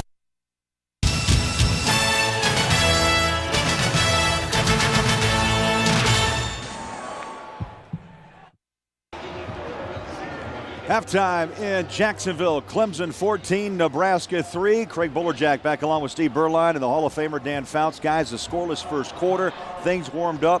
courtesy of the turnover, and Clemson scores 14 points off the 2 giveaways by the Huskers. And who would have ever thought that Nebraska gained more yardage in that first half than Clemson did? But it's those turnovers that have been the difference. And Nebraska's got it done up front with their defensive line tandem of Ty Steinkuhler and Ndamukong Suh. Watch Suh come in here, block that field goal, a relative chip shot from 20 yards out.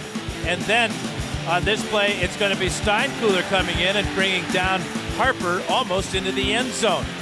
Great pursuit by number 43, also had a deflected pass in the first quarter. Well, for Clemson, though, Craig, it's been a story of defense all the way. Right there, you see DeAndre McDaniel deflecting the pitch and then taking it in himself for the first touchdown of the game.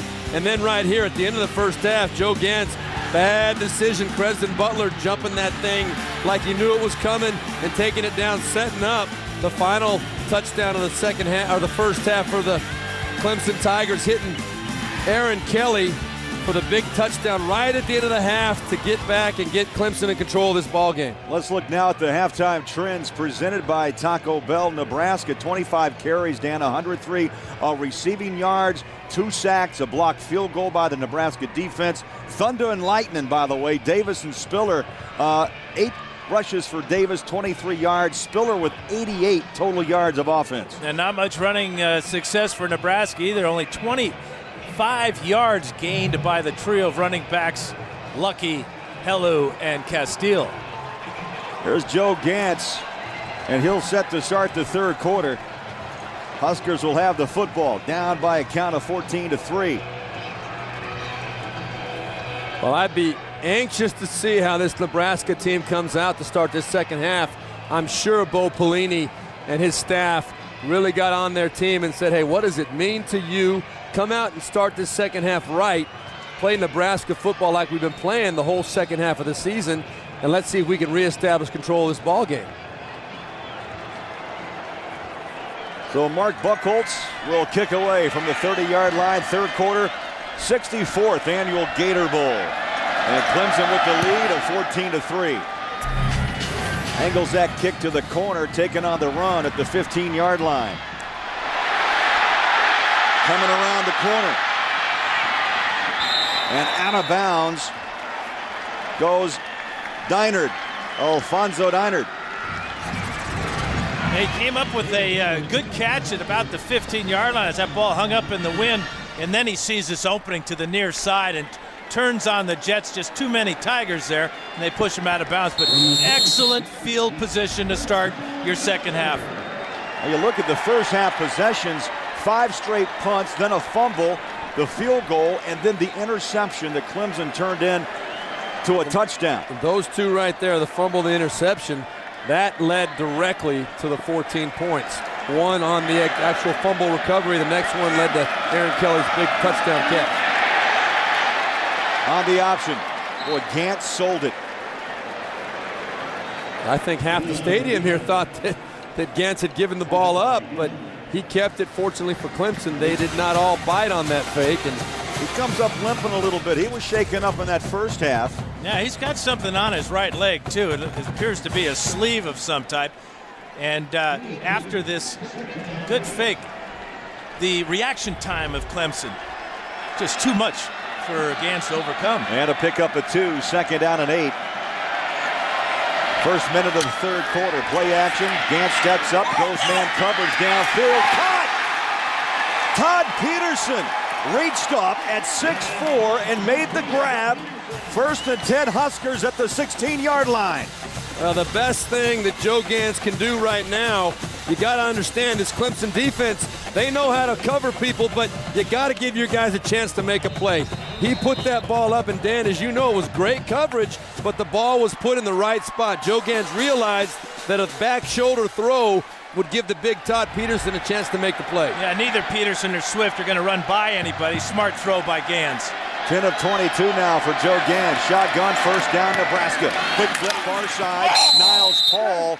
And boy, the Tigers and Huskers are popping pads here in Jacksonville. Boy, Butler with great reaction there, playing the far side, the boundary side.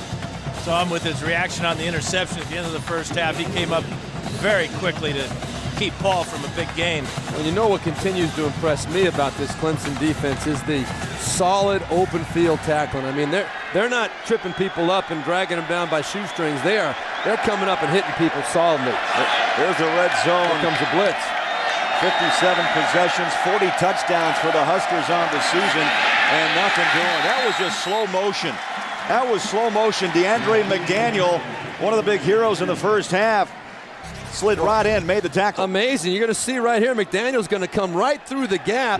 No one even attempts to pick him up, and he hits Quentin Castile in the backfield for about a 3 or 4 yard loss. When there's a man threatening the gap, you've got to figure that it's either the quarterback's responsibility to get out of that play, or one of the offensive linemen has to make the adjustment to make sure that guy does not get in the backfield untouched. And Nebraska 4 of 10 on third down conversions. This will be 3rd and 11. Clemson showing the blitz. Gantz goes up top, man, coverage, end zone. Touchdown, Swift.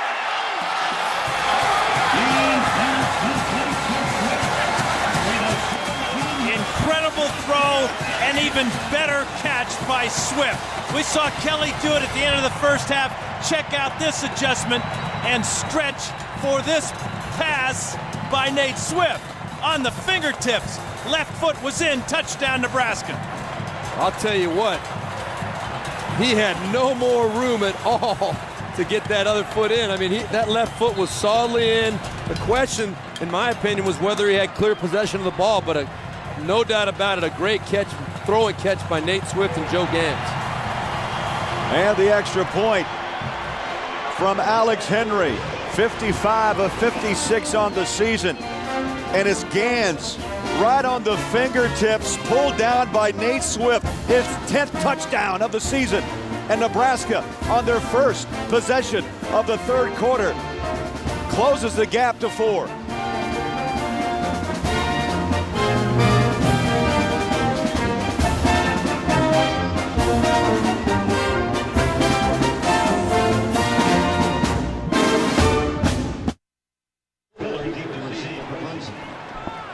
Five plays, 54 yards, and 2:36 off the clock. And Swift with the touchdown grab of 17 yards.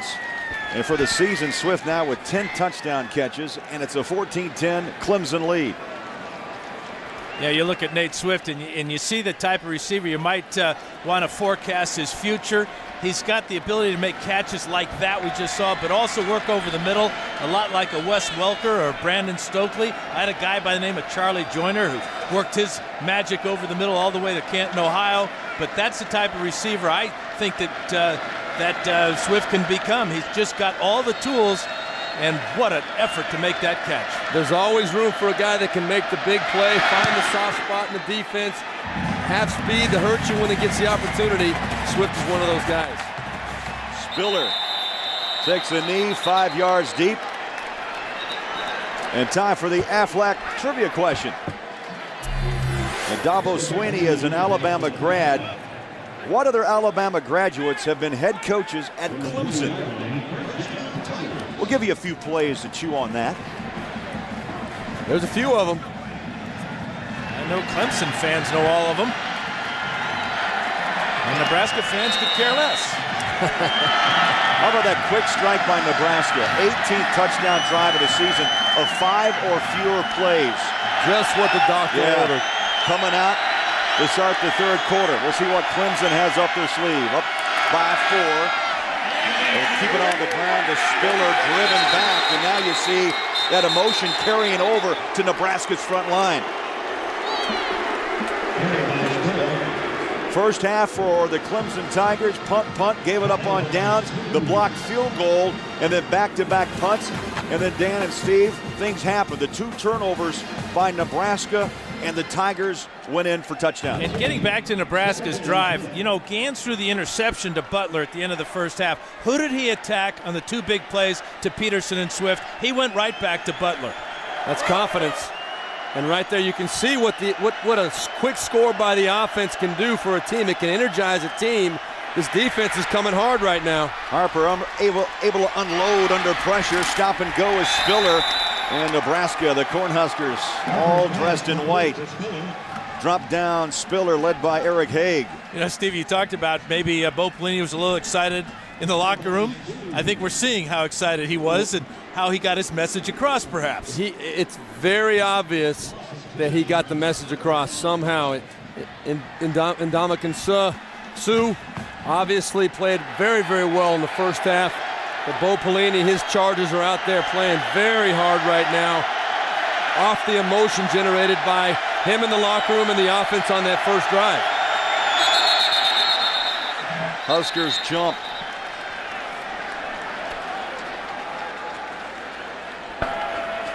Dead ball. Illegal snap. Offense, number 55. That's Bobby Hutchins. 5-yard penalty. So Nebraska Remains third teed up. down. Nebraska teed up. Hutchins gave it a little bit of a twitch, and off they go. Well, tonight on CBS, don't miss the hit drama 11th Hour from executive producer Jerry Bruckheimer. That's tonight on CBS, America's most watched network. Yeah, that was Bobby Hutchinson, the player coach, if you will, with the false snap. You know, 7 different starting lineups up front. And Dan, the last 4 straight games, they've been able to start the same 5, so they're getting some consistency back. 3rd down and 17. Shotgun is Harper. Good protection. Pocket breaks down. Harper rolls. Sets up and fires. That ball nearly intercepted on the sideline. Incomplete. You know, Bobby Hutchinson, Craig, wanted to be a graduate assistant this year, and because of injuries and the experiments moved Thomas Austin over to left guard, they inserted Hutchinson as he comes limping off the field just a little bit. Biggest problem was him getting in shape, and it seems like he's still working on that. I tell you, Dan, the biggest probably plus was the fact that at the time, Tommy Bowden kept Hutchinson on the 85-man scholarship roster, which allowed him to come back despite his, well, so-called retirement. Another line drive, kick up, balls on the ground. Clemson covers up at the 45. That's the danger. You get the line drive, you run up on it, and you got to make sure you bring it in. Well, if Clemson does come up with this football, and it appears that it's going to be that way. There you go. Officially, you see a brilliant decision in theory to come up and make a play and try and catch this ball on the run, but if you lose your focus for a split second, that ball's on the ground. Now, Nebraska, a team that works so hard to get the momentum in this ball game, they come out, their defense does a great job, 3 and out, stop Clemson, forcing the punt. They're going to get great field position, and then one bad decision or badly executed play, and now Clemson's back in control with the momentum again. Chad Deal covered up, great special teams hustle, and Clemson back with a football. 3rd quarter, 10:22 to play. Tigers with the 4-point lead. Harper up top. Contact, catch is still made, flags are down.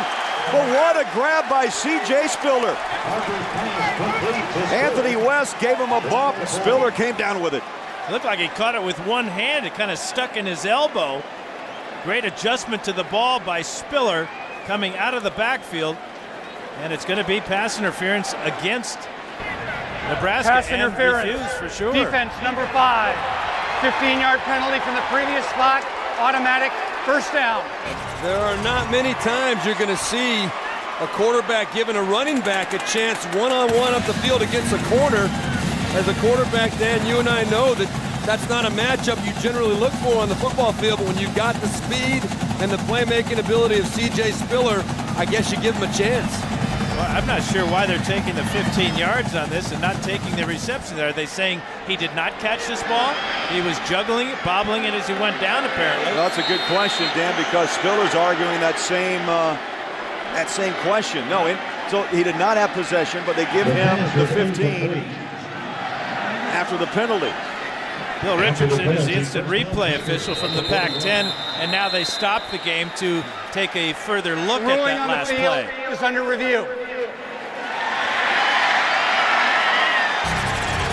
And this is what Richardson is be looking for upstairs. Yeah, good call. Good call. It did hit the ground, and he did not control it all the way down. Heck of an effort by C.J. Spiller. So it will be 15-yard penalty. The ball be at the 41-yard line. Not much to review here, I wouldn't think. You know, that ball clearly incomplete. Just a tremendous effort by C.J. Spiller to get back and have a chance at it, but you can see that ball clearly. Ball is down off the hip. He tried to sell it. I mean, great sell job. The ruling on the field is confirmed. The pass was incomplete. So incomplete for the first down now at the 41-yard line in Nebraska.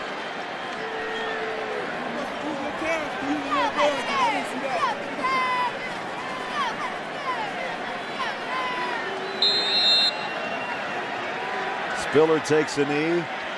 He'll get a rest, but not for long. 1st and 10, Tigers at the Husker 41. Deal, the fullback, goes in motion. And now Harper's going to change it up and now calls time. Did not like the Nebraska defense and the play they had called, so Harper will walk to the sideline. She'll be immediate timeout. So the first time out here in the 3rd quarter. Taken by Clemson. 10-14 to play in the 3rd at the Gator Bowl in Jacksonville.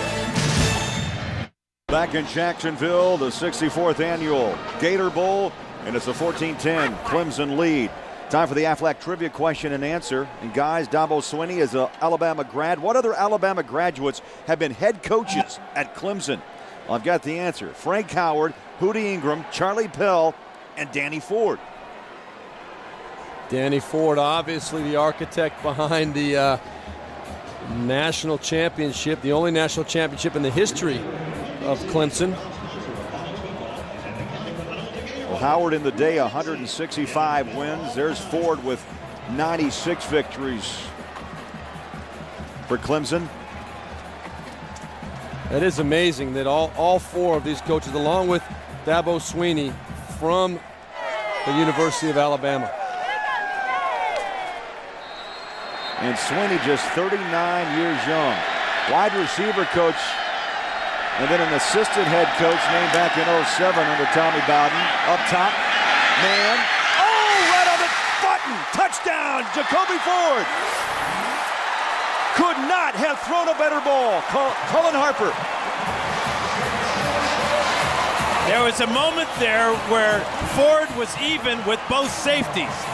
And then he exploded, accelerated at about the 5-yard line and chased this ball down. It appeared it might have been overthrown, but when you run a 10-2 100 meters, you're never overthrown. Well, and didn't you get the feeling when talking to Dabo Swinney that he really was going to come out at some point and give Jacoby Ford a chance to show those wheels? They had the perfect play called at the perfect time, and boy, was that well executed.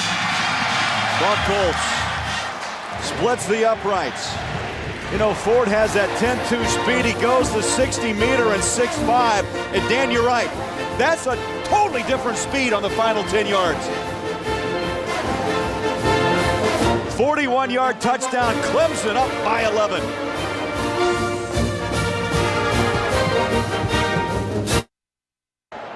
In Jacksonville, it's Clemson 21, Nebraska 10.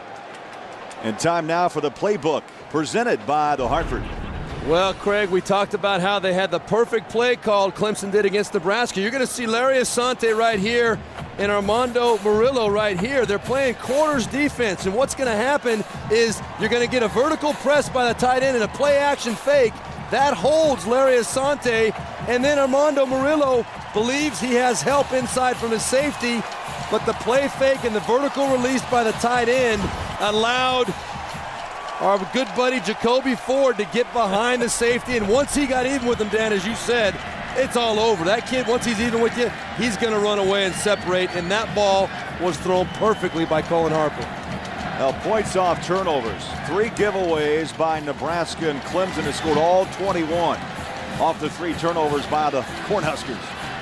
And it appeared that Nebraska was going to get the momentum after a 3-and-out defensive stop, the muff punt by Niles Paul, and Clemson going for the jugular with that bomb to Ford. Turned this thing into a near rout. Over 10 minutes to play in the 3rd quarter.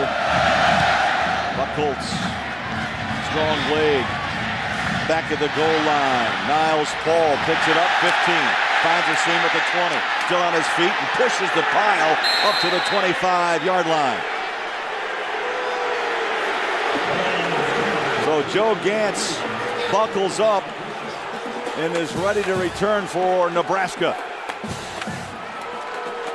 And Dan, you have to think in a game like this that you have to make the quick hit again, or at least position yourself for that long drive and answer Clemson.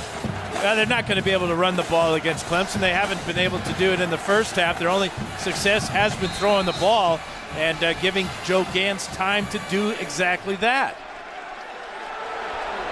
Well, important for Nebraska to answer, though. You saw them come out strong. Clemson answered. Nebraska's got to come back, and here's a big run to start it off. Castile 50, Castile 40. And rumbles to the 20-yard line, out of bounds, and Nebraska indeed answers back. Well, it's like I told you, they're not going to be able to run the ball. Well, I'll tell you, it's a great play. Just straight ahead running. Watch the seam that Quentin Castile gets to. Then, of course, a great move on Chris Clemons, the safety who should have been there. We talk about the sure tackling they displayed the whole first half. Right there does not get any worse. Chris Clemons put his head down, his feet were stuck in cement, and that's all Quentin Castile needed to get past him.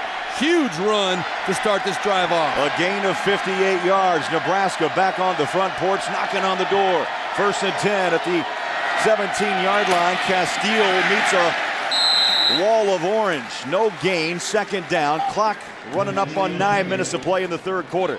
That 58-yarder is a career long for Castile, and this has got the feeling of maybe a shootout here as Nebraska refuses to fold offensively. All they have to do is make sure of the ball and quit turning it over.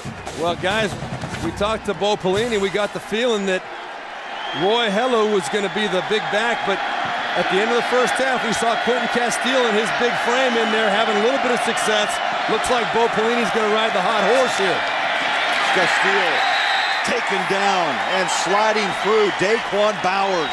Well, this young freshman from Bamberg, South Carolina, having himself a big Gator Bowl. Well, watch the quickness as he jumps inside here, and he meets Castile about 4 yards deep in the backfield.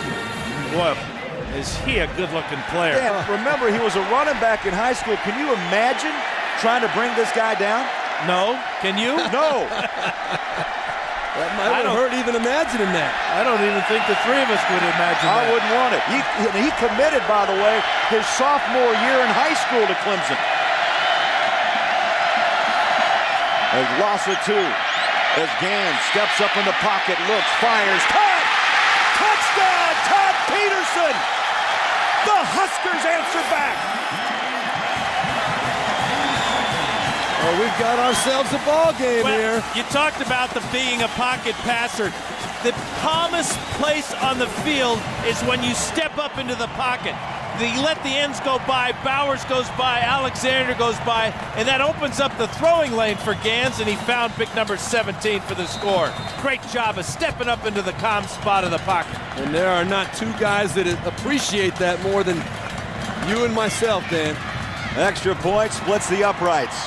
4th touchdown grab of the season for Peterson, and Gans now with his 25th toss for Nebraska. Yeah, and if it's not Swift, it's Peterson, the 2 seniors we talked about earlier. The big target over the middle, but watch as Gans steps up. He lets the defensive ends go by, and all of a sudden, hey, there's number 17 wide open. They got the right play at the right time, and Todd Peterson was being a football player. He was supposed to come across flat across the middle of the field, but he saw the soft spot, and the defense figured, why run right into coverage? I'm going to turn up the field a little bit, and I'm going to find a soft spot. Joe Gantz and he on the same page. Everybody's fired up in red and white right now. As Steve, as I mentioned, it's the 25th passing touchdown for Gantz. That ties a Nebraska single-season record now with Zach Taylor. Both with 25 throws. Taylor did it back in 06. Well, you're going to see Todd Peterson right here. He's coming across. He's like, well, I'm covered. I'm going to fade up the field a little bit. There's a soft spot, and boy, Joe Gantz, what confidence to have and make that throw in that situation. Well, and you know, a lot of times Gans would just tuck that ball under his arm and take off running, but by flashing right across the middle as Peterson did, he really took that decision out of Gans' hands and was paid off for it. 4 plays, 75 yards, just over 2 minutes. And the Huskers close the gap back to 4, 21-17. Spiller at the goal line, flags are down. This kid is quick as a cat, lost his shoe, and goes out of bounds at the 37. He blew a tire. What a flag is at the 25. Well, I'll tell you, when that guy, number 28, gets the ball in his hands, you just want to hold your breath. He is electricity. We talked about lightning. During the return, holding, number 10 of the return team. 10-yard penalty from the spot of the foul, first down. Now they're saying number 10, that would be Cullen Harper. I doubt that Cullen Harper was the guilty party here. Maybe it's on the outside. There's a face mask that they got away with. Well, Spiller's gonna lace him up tight. Well, Steve and Dan, you look at the Tiger offense, everybody now having a part of it with Spiller and Davis. Now Harper, 142 yards with 2 touchdowns and the pick, and Kelly with 3 grabs and that touchdown, dragging the toe in the corner. Well, it appears that Nebraska's going to make Clemson play a little bit of offense this second half. They're trying to get it rolling on both sides of the ball here. Davis stacked up and dropped for a loss of 2 back inside the 15-yard line. Well, what a game. Zach Potter teams up with Kohler, the middle inside linebacker. And Davis has been unable to really unleash any of that thunder.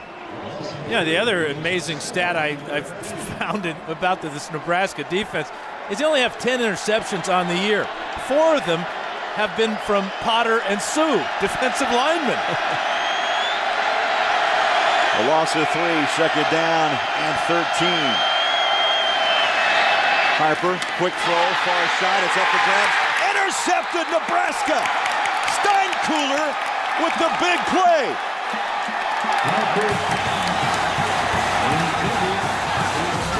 Oh, this guy is just everywhere on the field.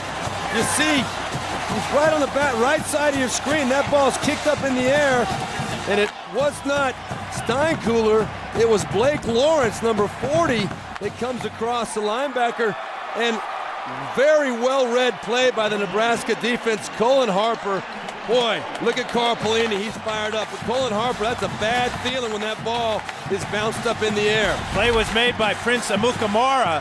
The defensive back came up and caused that ball to be bounced in the air. Nebraska back at it as Castile squares the pads, and boy, he took a hit by Chris Clemons, the free safety, number 22. Yeah, I bet Clemons heard about the last time that Castile got loose on that 58-yarder. He missed the tackle. He wasn't going to miss that one. We heard that one very clearly. Yeah, he wanted to make a statement there. And you know, a defense, when they're put in a position like this, they can go 2 ways. A good veteran defense relishes this kind of challenge. This is a veteran defense across the board, tremendous athletes. They're going to challenge themselves to keep Nebraska out of the end zone. Castile, the lone black. In motion is Niles Cole. Oh, that ball's down. And Gans is able to cover up at the 11-yard line. Just a bad exchange from Hickman to Joe Gans. You know, that's one of those things that a lot of times is overlooked. Nebraska works so often out of the shotgun. It's a huge issue when all of a sudden now the juices are flowing, the energy's high. You get up under center for a change. That center's not used to having you under there. The quarterback, maybe his hands aren't in the right position. Ball's on the ground. That could have been disastrous for Nebraska. And that ball comes out quick. They break a finger. Under 6 minutes to play in the third. Third down and goal. Right back to the gun, you see. Oh, here he goes stepping under center. Play clock down to 2. Just got it off with 1 to spare. Gans pumps, fires, up top, and over the outstretched hand of Todd Peterson. This play didn't look good from the get-go, did it? I mean, they were late getting the ball snapped He went back up under center and just lets this one go too far for the 6'4" Todd Peterson. Well, that's another one of those throws, Dan. You see Bo Pelini's reaction. Upset out of the end zone. I don't know what he's asking for. Maybe he thought a little bit of face guarding. But I don't know if I agree with that. But the bottom line is when you got a 6'4" receiver, you want to give him a chance to go up for that football, especially when the defensive back is not even looking for the ball. Alex Henry from 28 yards, and it's up and good. Henry hit from 48 in the second quarter and connects from 28. Clemson 21, Nebraska 20 at the Gator Bowl in Jacksonville. My name's Nate Swift. I play wide receiver for the Nebraska Cornhuskers. My New Year's resolution is to stop eating fast food after I'm done with football here. And I just want to wish the Husker Nation a Happy New Year. MetLife is providing today's aerial coverage. Look for more aerials as MetLife teams up with CBS throughout the new year. And a Happy New Year from Jacksonville. Third quarter, Gator Bowl, Clemson 21 and Nebraska 20. And the last scoring drive, 4 plays, negative yards, and Henry hits from 28 yards to close the gap to 1. Tonight on CBS, it's one of the most unforgettable episodes of TV's #1 show. William Peterson stars in CSI. Tonight on CBS, America's most watched network. And Dabo Swinney got to be very excited about the fact that his defense was able to rise to the occasion. First down at the 11-yard line and hold them to a field goal is definitely a big accomplishment. You said it, Craig, -1 yard on 3 plays. Well, that fumbled snap didn't help the Husker cause at all. No. Adi Kanalik set to kick from the 30-yard line. Back to receive is C.J. Spiller. Line drive, and Spiller backpedals nearly to the back line of the end zone, takes a knee, and Clemson will take this football at the 20-yard line. Well, that's a perfect weapon for a return game like Clemson has. Adi Kanalik with another touchback, and that one 9 yards deep in the end zone. That is a great weapon. The stats speak for themselves. When an offense has to go more than 75 yards on a drive, the percentages are so far down as opposed to less than that. That weapon where the kicker can put that ball in the end zone and start his defense out at the 20-yard line is significant. Clemson with the football. You see the total yards, Nebraska over 250, while the Tigers 155 yards. 2 of those touchdowns scored off Nebraska miscues. From the shotgun, Harper, handoff up the middle. And 2 yards for Spiller. Spiller came in, guys, averaging over 5.5 yards a carry. The junior out of Lake Butler, Florida. You know, he told us that he knows he's the home run threat, but he would like to prove that he can run between tackles, that he has a power game.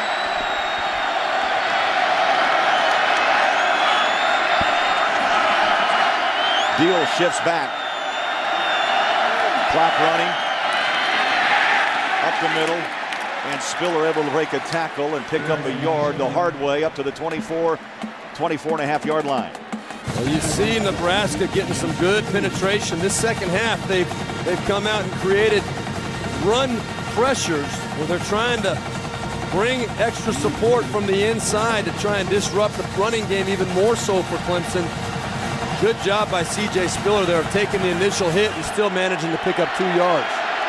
3rd down and 6. At the 24-yard line, Harper, shotgun. In motion is Aaron Kelly. Sets, high snap. Harper takes it down, throws a swing pass outside, and a rare drop. Spiller through his hands, and Clemson will have to punt away. Well, that's just a flat drop by Spiller. He was wide open out there, and he had a lot of room in front of him. The nearest Husker coming to him to make a tackle was Ndamukong Suh. And he was going to have, I like my odds with C.J. Spiller in the open field. As good as Ndamukong Suh is, I think C.J. Spiller is going to win that battle more times than not. Jimmy Mainers at his own 10-yard line. And that wind continues to blow in his face here in the 3rd quarter. Blocked! It took the Clemson bounce, but not much up to the 31-yard line. Ricky Tenarce came in from the left side and made that block. Took the ball right off the foot of the punter, Jimmy Mainers. Watch from the right side of the screen. Right hand right on the ball. That's the dreaded double thud sound you'll hear. The worst sound a punter can ever hear. Well, the thud of the foot, the thud of the block. Boom. That's right. Now, I don't know what Sadat Chambers, number 27, the up back. You see, he right there just bumps from the outside, almost like he just said, oh, a little shrug here is good enough for me, but obviously not nearly enough of a shrug to slow down and prevent the block from happening. And that play is proof while Tenarce was a special teams MVP in 06-07. Oh, what a grab in traffic. How did McNeil, the tight end, turn and make that grab from Gans? Well, they believe they're going to win this game. That's how. You got to make plays like this if you think you're going to win the game. How about Gans again stepping up, avoiding the sack there, and then the left-handed, one-handed stab by McNeil. Yeah, that was Brandon May, number 20, that came clean up the gap, and Joe Gans doing a super job just buying that little extra time, little slide in the pocket. You can't expect that ball to be right on the money in that situation, and a tremendous catch by Mike McNeil. Huskers looking to take the lead. Back on the ground they go. Castile stacked up, driven back to the 18-yard line. Yeah, this running attack for Nebraska's got to be one cut and go. 2 or 3 cuts, you're going to be tackled for a loss as Castile was there. You hit it right on the head then. I was going to say that Castile's game is not bouncing things outside. His game is tackle to tackle. His job is to hit the hole where he's supposed to hit it, make one cut, and that's it. If it's no gain, it's no gain, but he doesn't have the physical ability to hit that thing up inside and then beat Clemson to the sideline. Second down. Clock coming up on 2.5 minutes to play. They'll try Castile again, and just inside the tackle. In fact, he just ran by Slauson, the right guard, the big wide body. And Slauson found him just a little bit of an opening, and Castile took advantage. You know, that's one of those plays at the end of the play, the defense helps the runner pick up extra yards. Cavell Connor came in and blasted Castile forward about 4 yards. It was a great hit, but he did give him 3 or 4 more yards. That hit was made for a 1-yard gain. 85 yards rushing for Castile. Now Nebraska. 3rd down and 5. Clemson fans on their feet. Tigers showing blitz. Gans throws a slightly incomplete. Nate Swift right at the 1-yard line, off his hands. Well, I don't know what Cresden Butler was thinking, but he's one-on-one coverage with Nate Swift on the backside and gave up the inside. Dan, you know as a quarterback, your eyes light up when you see that backside coverage head up or outside on a receiver running a slant. It's a gimme. Pelini knows, boy, those are ones that we have to cash in on. You give up 7, you're going to have to settle for 3 again. Alex Henry set for a 28-yard field goal to put Nebraska on top. Henry from 48, Henry from 28, and Henry hits another 28-yarder, and Nebraska leads Clemson by 2. Well, there are 2 gaping mistakes today for Clemson. One was the blocked field goal early, and Dominican Sue got that big arm up there and deflected it. And then right here, of course, the big block punt on the last series that gave Nebraska tremendous field position. Tenarce with the block. But fortunately for Clemson, the defense has responded both times the last 2 series deep in their own territory, holding Nebraska just to field goals. 2 mistakes by Clemson, 1 huge mistake by Nate Swift. He's caught 166 passes in his great career. 1 more would have been in the end zone. He flat dropped that slant route. You're right, and he's a senior. Last game in Nebraska, he's got to make that catch. Well, Gans in the first half had a rough time being moved off the spot, so to speak, being forced to throw the ball away, hounded and harassed. But the second half, he has been outstanding. 5 out of 8 he has completed with a couple of touchdown passes.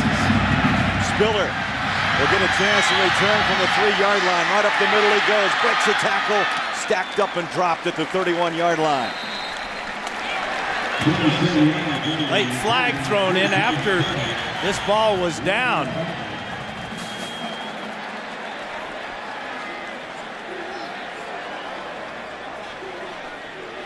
Jack Wood will huddle up with his crew.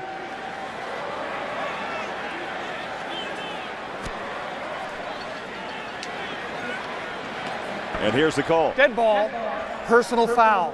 Number 24 of the kicking team. 15-yard penalty, first down. Oh.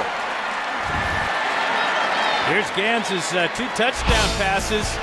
Just a beautiful catch here by Swift. This one was a lot tougher than the one he just dropped, too. And then he found Big Todd Peterson over the middle to give new life to this Cornhusker team. Well, we talked in the first half how Bo Pelini would be happy going in with a 0-0 ball game given how badly his team has performed. Second half here, Dabo's got to be fired up, Dabo Swinney, that his team is only down 2 points right now. Harper in trouble, takes a seat. The House of Spears got him again. Yeah, Mr. Sue, how are you? 93 right there. Watch him work on the right guard, Mason Cloy there. And just with one hand brings down Cullen Harper. And Harper's a big dude, 6'4", 225, but not big enough for Mr. Sue. Yeah, and Ndamukong Suh, I don't know how you can allow him to get that one-on-one matchup. Inside, he's too good of an athlete. He's going to make it pay the price most of the time. Under a minute to play in the third quarter. Clemson with the ball, throws it out to the flat. It's caught. Spiller turns on the Jets and is bumped out of bounds at the 46-yard line. Matt O'Hanlon, the free safety, number 33, made the play. Just a little bubble screen to the left side. You know, when you're as talented as C.J. Spiller is, you try and find and create ways to get him the football. Right there, a good example. They picked up about half the yardage that they needed for the first down, made back the yardage that they lost on the previous sack by Sue. Third down and 8. Shotgun. Now Harper steps up. Showing blitz, Nebraska. Everybody up at the line. 9-man rush. Swing it. Little seam, and the hit is to Grisham. And how about Ndamukong Suh making the tackle? Unbelievable. The blitz, it was a zone blitz. He dropped out, looked for the slant, and kept the receiver from picking up the first down. Another great play by the Portland, Oregon native. In the open field. That ends the third quarter here in Jacksonville. Nebraska 23, Clemson 21. And we'll come back to Jacksonville after this message and a word from your local station. You're watching the Conaca Minolta Gator Bowl on CBS. Welcome back to Jacksonville, the Gator Bowl, as we start the fourth quarter. Nebraska 23, Clemson 21. Craig Buller, Jack Steve Berline, Dan Fouts. Glad you're with us. Hope you're enjoying this one, guys. I'll tell you, Bo Pelini, obviously at the half, guys, challenged Nebraska, and they outscored Clemson in that third quarter 20-7. They really did. Now, it's a tale of two halves, really. The first half, we didn't see much in terms of offense at all. Second half, Nebraska came right out and did exactly what Dr. Bo Pelini ordered and said, hey, we're going to take this thing down and score some points. Made a statement right away, Dan. Well, they were aggressive. They threw the ball down the field deep. They got big plays out of both their senior wide receivers, and we've got ourselves a ball game here. Now, we've seen missed opportunities, too. That third quarter, full of them. Under center, Harper with a hard count, trying to draw Nebraska off on a 4th and 2. Play clock to 8. He'll go back under center. Great discipline by Nebraska. Dan, you and I were talking at the break. We couldn't believe that Dabo Swinney was actually going to go for it in this situation.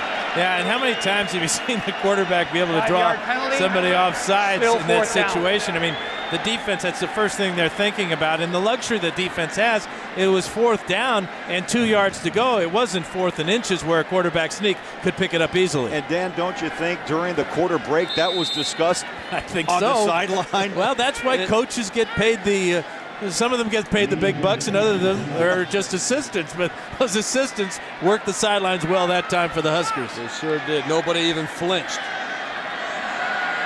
Mainers for Clemson, set to punt at his own 31-yard line. Good high hanger. That ball's taken to the 12-yard line by Swift.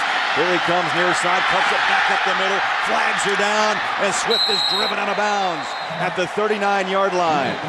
But a flag at the 24. 40-yard kick, a 27-yard return, but a flag is down.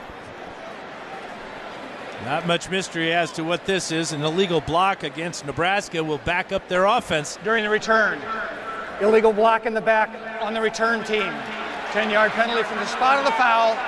First down. Eagle Eye Dan, you're right. And don't forget, later in this game, we'll have the 5-star play of the game presented by Wrangler. And there has been more than one 5-star play in this game. There have been a bunch. I'll tell you, though, a play like that right there, you get the great return by Nate Swift. You get the good field position. One play, and from what we could tell, that block had really nothing to do. It was on the back side of that play. Nate Swift had already gotten to the left edge. Those are the kind of things that'll drive a coach crazy. That's hidden yardage right there. It cost Nebraska 25 yards. Now Marlon Lucky, number 5, has joined Nebraska's backfield. Shotgun is Gans. Little shovel pass. Lucky stops and goes, stacked up. Clemson not fooled. You have to play disciplined football against Nebraska. And Marlon Lucky, the senior from North Hollywood, California. Well, I'll tell you who was not lucky on that play was Joe Gans. He had to take on Daquan Bowers face to face. Daquan Bowers basically gave him a big kiss right in the face mask. And if I'm Joe Gans, I'm saying, Coach, let's run that play the other side. I don't want to run. This guy's a beast. No gain, second down at 10 from the 10-yard line. Fourth quarter here in Jacksonville. Nebraska with the ball up by 2. Gans fires a strike. Over the middle. Tough catch. Peterson in traffic. And Nebraska will move the chains up to the 24-yard line. Thrown on time. Perfect rhythm. Gans gets the snap. Makes a good catch of the snap. Sets his back foot. And again, it's one of those hook routes. The experience of Peterson on that play, the experience of Swift on other plays, knowing where the holes are in this zone defense, perfect execution. 4 catches, now 96 yards for Todd Peterson. Handoff, Castile. And a 2-yard loss is the Clemson Tigers. Castile on the carry. Shut down that corner, Courtney Brown, number 90. Great job at the point of attack by the front of the Clemson Tigers. No push at all. They beat the Nebraska offensive line to the punch right from the get-go, and then were able to string the play out all the way to the sideline. Courtney Brown being the one to finish it off right there. And Quentin Castile limps to the sidelines after that tackle, so that could be a huge factor for the Huskers. Yeah, he's been the only running back with any success at all today. Second down, 12, under 13 to play, fourth quarter. Play clock to 1, just got the snap away as Gans sets up all day to throw. Now pushed down in the pocket. Gans dumps it off on the run, and he finds Lucky. And Lucky paid for that catch, maybe a yard the hard way to the 26, and Gans is slow to get up. Yeah, Gans paid for the reception as he was just flattened. I think it was Bowers again. Gans being moved off the spot. Does a good job of finally finding a receiver, but here comes trouble. Number 93, and now it is number 90, Courtney Brown, who flattens Joe Gans. Looks and like Gans maybe still down. Landed on his right shoulder. It was either his right shoulder or look at his feet getting caught up underneath his head. It's his right shoulder. Pulled his arm back. Brown pinned his arm to the side, and the shoulder took the entire force of that tackle by Brown. Yeah, and his head smacked into that turf pretty hard, too, after the shoulder. Gans being looked at. We'll step aside here in Jacksonville. And now it's time for our Geico scoring recap. After a scoreless first quarter, things picked up in the second. Nebraska fumbles. DeAndre McDaniel picks it up, races 28 yards to put Clemson on top by 7. Then Alex Henry answers back from 48 yards, 7-3 Clemson. Then after an interception, Cullen Harper goes to Aaron Kelly in the corner. Great catch. 25 yards, 14-3 at the half. Third quarter, first possession, Nate Swift, 17 yards, touchdown. Then Jacoby Ford, 41 yards. Over the top, right on the button, 21-10. Back comes Nebraska. Gans to Peterson. All day to throw, right on the slant, over the middle, 21-17. And then Henry hits again, a field goal of 28 yards. And this thing is tightened up 21-20. Henry comes back again from 28 yards. And Nebraska owns the lead of 23-21. Gans did make his way off the field. And it will be replaced by the redshirt freshman Patrick Witt, who's attempted only 8 passes on the season, and they are looking into the eyes of Joe Gans. He got pulled down, landed on that shoulder, Dan, but that head did look like it bounced off the turf pretty hard. You get a chance to see for the first time today Patrick Witt. He's only thrown 8 passes this year, but he's completed 6 of them. Also carried the ball 3 times for 16 yards and a touchdown. He takes over with Nebraska on top by 2. So Witt stands up, pumps. Now he's going to tuck and run. And takes a hit. Lost the handle. It's on the ground. Picked up. Clemson rumbling into the end zone. Byron Maxwell, touchdown. This might be worth reviewing. He took a heck of a lick. Oh, you gotta wonder coming out right away, going with the pass. I like the confidence, but boy, Patrick Witt, quarterback coming in cold, hasn't played much. These Clemson Tigers will hit you. Let's see if he was down. Well, that ball's out. It's a matter of when that ball was down. Those knees, it was close, Dan. I think you might have something to look at. They are going to review it. Yeah, it depends on the angle we get to look at this one. You know, the pass play is not a bad idea, but throw the ball. Don't be running it. And don't take anybody on head on. I think that right knee may have been down before the ball came out. Yeah, from that angle, you're right. Could very well be. And if that's the case, boy, there's going to be a lot of people wearing orange upset in this stadium right now. But you see, the question is, where does that ball come out? He was definitely down, it looked like, from our angle here. Bill Richardson is our replay official, an excellent replay official out of the Pac-10 Conference. And Dan, this angle, the backside angle shows knee down, ball out. Yep. And it's a bang-bang play. The question is, are the referees going to determine that it was indisputable evidence that he had control of that ball when the knee hit, because the call was ruled a fumble?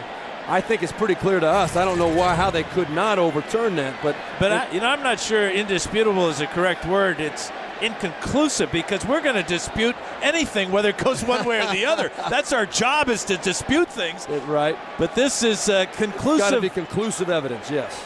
Knee down. Knee down. Boy, from that angle again, kind of we were blinded by the orange going by. I think the backside angle shows it the best. Let's look at this, though. Where does he lose control of that football? I think the right knee's down before the left.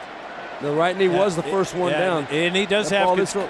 It's Courtney Brown making 2 plays in a row. First of all, knocking Joe Gans out of the game temporarily, we hope, and then forcing this fumble after the hit on Patrick Witt. It looks pretty clear that that right knee was down beforehand. That Patrick Witt probably will get a little right knee down here. Right there. You know, and the officials are going to let the play run, because they know they have a replay to back them up or to correct the play. But normally on a fumble, they will be a little bit slower blowing the whistle than they used to be in the old days when you played, Steve. Did they have whistles when you were playing then?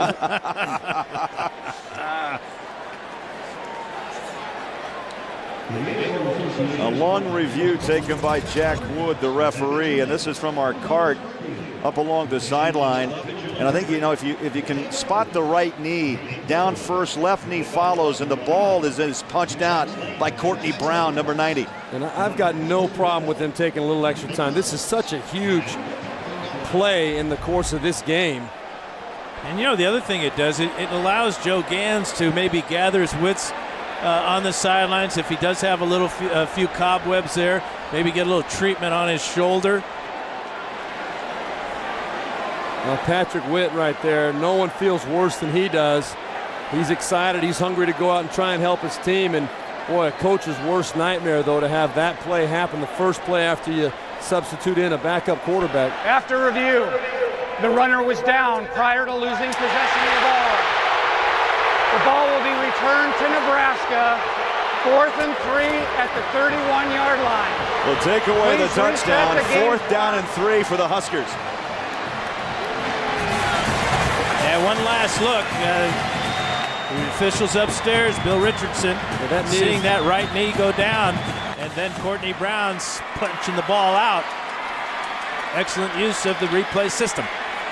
No doubt about it. Obviously, the Clemson fans not very excited about it, but if they get a chance to see the replay later on, they'll understand, they'll agree. The emotions are running high right now, but this guy right here, number 28, might have something to say right now as well. Titchener set to punt inside his own 20-yard line, and Spiller set to return at the 30. Good snap. Good punt. Hangs it up. Spiller pedals back at the 23. Spiller at the 30, 35. Breaks the tackle to the 40 and squirts his way up to the 43-yard line. Amazing. The escapability of Spiller. Timeout, 11:50 to play here in Jacksonville. Michael Hamlin, Clemson University, strong safety.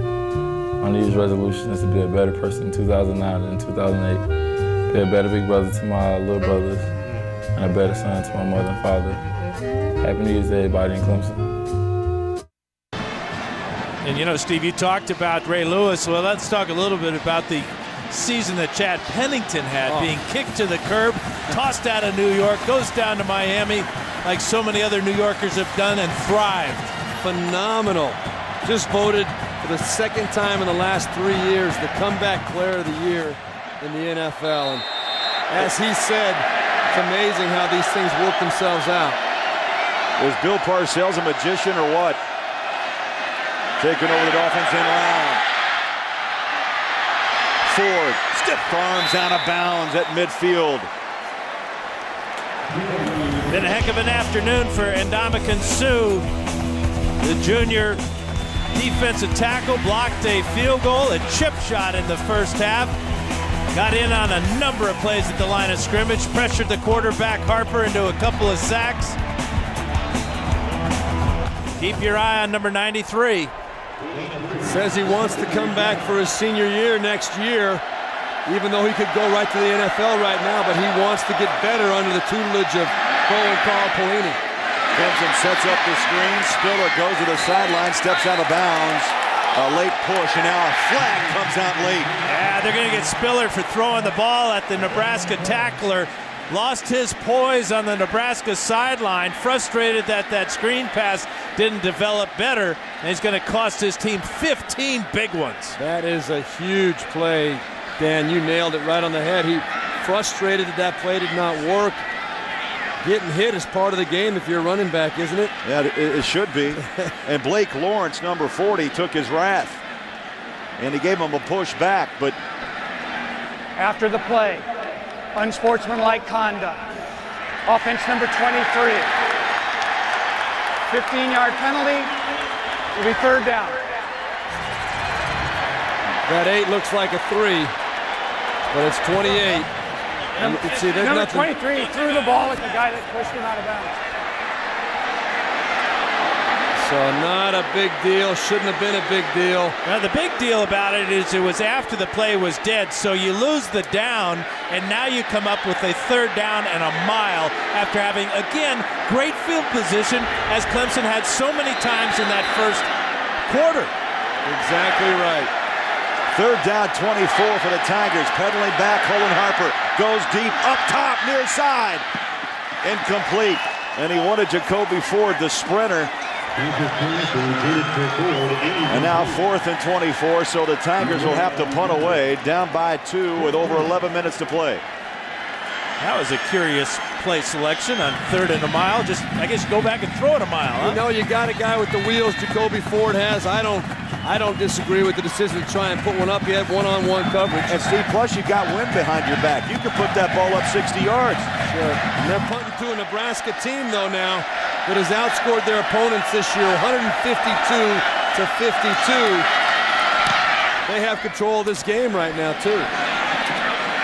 Line drive, Nate Swift breaks the tackle, stumbles up past the 35-yard line. Well, flying high above, MetLife is providing today's aerial coverage of the game down below. Celebrating 140 years of MetLife. Sellout crowd. You just see a sea of orange and red all mixed together here at the Gator Bowl in Jacksonville. And what a great sign that is, and sight for Husker fans to see their senior quarterback shaking off that big hit from Courtney Brown.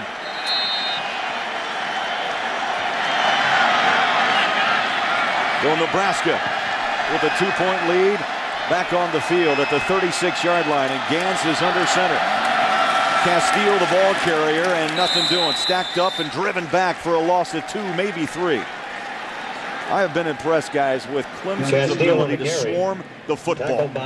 They've been put in some very bad situations, especially in the second half. They've answered the bell with the exception of a couple of big plays by Nebraska. This Clemson defense has been spot on all day long, and you got to tip your hat to them, especially Dan holding them to field goals, those 2 drives where they got the ball first down very close to the end zone. That's why this Clemson Tiger team is still in the ballgame. Yeah, the 2 freshmen have played outstanding. Daquan Bowers, Brandon Thompson. 2nd down and 3, 4 wide receiver set as Gantz takes the shotgun up and over. That ball is caught, and it's going to be whistled out of bounds. Niles Paul out of bounds, and that stops the clock with 10:17 to play. Now, one thing that Nebraska's offensive line has not been able to do is to knock the Clemson defense off their feet. They do a great job of fighting blocks and just keeping their feet, so that allows them to pursue and make so many tackles. It's just amazing the athletic ability of that entire Tiger defense. Well, and it does not show up as far as sacks go. This is a defense that only has 14 sacks on the season, but they cause disruption. They cause problem. They make the quarterback move around, and that's just as good. Gant steps up in the pocket, dumps it underneath. Castile breaks a tackle, has running room at midfield, spins out of a tackle and inside Clemson territory at the 48. Chris Clemens spun him down. The man that makes this play, in my opinion, is Todd Peterson. Yeah, he's made a couple of great catches today, but watch the block from the right side of the screen. Right there, number 17, an illegal block on number 12, Gilchrist. Huge first down. Great patience, not trying to jump, and there's Joe Gans, bruised and beat up, but he knows that was a big conversion on 3rd and long, and Todd Peterson, though, he's the reason that play was able to spring and get the first down. And a gain of 20 yards, first down for the Huskers at the Clemson 48-yard line. Play fake, tough catch by the tight end McNeil, put out both hands and pulled it into his body, and picks up about 5, maybe 6, up to the 42-yard line. Stop by Clemens. McNeil with a couple of catches on the afternoon, the sophomore from Kirkwood, Missouri. How about the second half for Joe Gans? He's completed 10 of 12 now for 138 yards and a pair of touchdowns. And with a few cobwebs, Dan, flying around. I think they're gone now. 2nd down and 5. He puts Peterson in motion. Gans under center. Tucks has room. Heads to the near sideline and runs out of bounds at the 40-yard line. Courtney Brown again in around that play. Brown, Bowers, and Thompson. We have called their name just numerous times for the Tigers. You could hear the Nebraska fans and coaches and team hold their breath for Joe Gans, hoping he could get to the sidelines and get out of harm's way. 9 minutes and 13 seconds. 9:13 on the game clock. 25 seconds on the play clock. Now Jack Wood wants to reset the game clock. We're going to wait for 9:07. Did I hear him right? 9-13. Is that what he wanted? There it is. You're exactly right, Craig. Nebraska slowly working themselves up to that 50% mark on third downs we were talking about. Big one here. None bigger than this one today, especially for Clemson. Shotgun Gans. Lets the ends fly by. Ball batted down. No. Incomplete, and it was Cavell Connor. The weak side, the Will linebacker. This is an amazing play by Cavell Connor. You're going to see right here, he actually blitzes. Runs into the blitz. You're going to see right at the middle. This is him. He's going to blitz up the middle, realize he can't get there, and watch what he does. There's the blitz. He said, oh, I'm not going to get there. I'm going to come back and knock this Pats down. Wow. You talk about incredible instinct and decision-making under the fire. What a great play. Huge play. Titchener in at to punt at the 45. Jacoby Ford awaits. High hanger, little pooch kick. Oh, takes a kick back. That looked like a pitching wedge. Took a great turn back at the 15-yard line, and they'll down it at the 19. A 22-yard punt, no return. 8:48 to play. And Bo Pelini, in his first season at Nebraska, and you look at what other coaches have accomplished in this freshman report card. How about Paul Johnson at Georgia Tech? You know what? We saw him, Steve. I'll tell you, Georgia Tech, Georgia had a big second half. Houston Nutt at Ole Miss.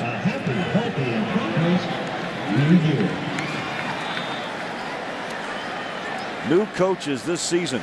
Well, Paul Johnson got a little dose of reality yesterday from LSU team, but talk about Dabo Swinney, how fired up he is about being the head coach of this program. He told us a story the other day about how it really hit him when he pulled in to the facility into his head coaching parking spot, and the big number 88 was sitting there. That was space number 88, which was a significant number to him. It was his high school football number. It was all meant to be. It was all meant to be. It was like all these pieces that have led him along this path, it all hit him at that point, like, I really am the head coach of Clemson. Well, he took over October 13th after Bowden stepped down. Then they removed the interim label off of the head coach and gave him control on December 1st. And he asked his players, who wants it? Who wants to be all in? Dan, you talked about it earlier, but he gave the seniors a chance. If you don't want to be a part of this program, we're in the parking lot tonight. Go ahead, go to your cars, no questions asked, and everyone stayed. A great scene right there as he reaches out and shakes the hand of his quarterback, Cullen Harper, before this critical series of plays. 8:48 to play. In the 64th Gator Bowl, Clemson down by 2 with the football. Harper on the rollout, chasing, and pushed out of bounds at the 15. Pierre Allen to right in, number 95. Allen's a great story. He had to jump in as a starter after Barry Turner went down with injury in week 2, and he's done a fine job, the sophomore out of Denver. And he gets credit for a sack on that play, so he'll pick up his 5th sack of the year to join his other 2 buddies there, Sue and Steinkühler and Potter. What a front 4. A loss of 1, second down and 11. Harper, quick throw, quick slant, and a quick catch. Aaron Kelly reaches out. Kelly has been pretty much just stonewalled here in the second half and reaches out to the 25-yard line. Well, he has been stonewalled, but he did have the big touchdown in the first half, and he only needed 23 yards on the day to become the all-time leading yardage wide receiver. He already holds records in the ACC and every other receiving record at Clemson, but today he became the all-time yardage leader as far as receptions as well. 4th grab for 46 yards. 3rd down and 4, Clemson. And the slant falls incomplete off the hands of Kelly. And Murillo, the right cornerback, was in there to make the hit. Well, you got to give Nebraska's defense a lot of credit. That's just, that was the 13th third down they faced, and they have kept Clemson from converting 11 times. Well, that's one right there, though, Dan. You talked about the touchdown that Nebraska gave up earlier on the slant to Nate Swift. Right there, Colin Harper did the right thing going to Aaron Kelly. He was open, just did not make a good throw. Mainers. Big kick at the 35-yard line is Swift. Stop and goes. Slides at the 40, still on his feet, and tackled down at the 46-yard line. Swift just has the ability to make something out of nothing. A 40-yard boot and a 10-yard return. 7:30 to play here in Jacksonville. Nebraska leads Clemson by 2. Back at the Gator Bowl in Jacksonville, 7.5 minutes to play. Nebraska owns a 2-point lead on Clemson. Craig Bolerjack, Steve Berline, and the Hall of Famer Dan Fouts. What's the keys here in the final 7.5 minutes? Well, that's the key. 7.5 minutes in time of possession. Nebraska #2 in the nation coming into today's game. They have a huge lead as far as that's concerned now. And Clemson only has 2 timeouts if and when they get the ball back. That's exactly what the key point is. It always has been for Nebraska this year. You got to find a way to keep the ball away from them, because once they get it, they don't give it back. They don't turn the ball over, generally speaking. They always do a very good job of managing the clock. This is right up their alley right now. Clemson's defense has a great challenge in front of them. Over 30 minutes of possession time, 22 for Clemson, and 7.5 remain here in the 64th Gator Bowl. Only twice this year has anybody out-possessed the football against Nebraska. Movement, flags. And jumping was Thompson, the freshman, Brandon Thompson. Brandon, I'm sorry, big fella, you can't hide at 6'2", 315. Good ball, offside. Defense for the 98. 5-yard penalty, still first down.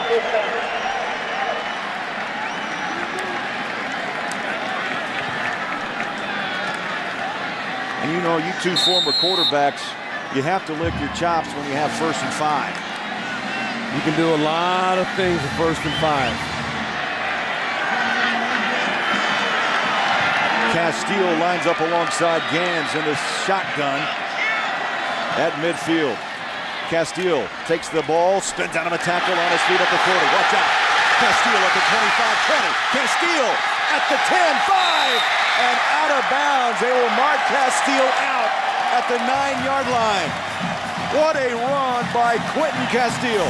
Haven't had many missed tackles by the Tigers today, but there's a couple on this play, the draw play to Castile. He makes a couple miss right in the hole there. Number 20, who's had a great day for the Tigers, just could not bring down Brandon May, middle linebacker.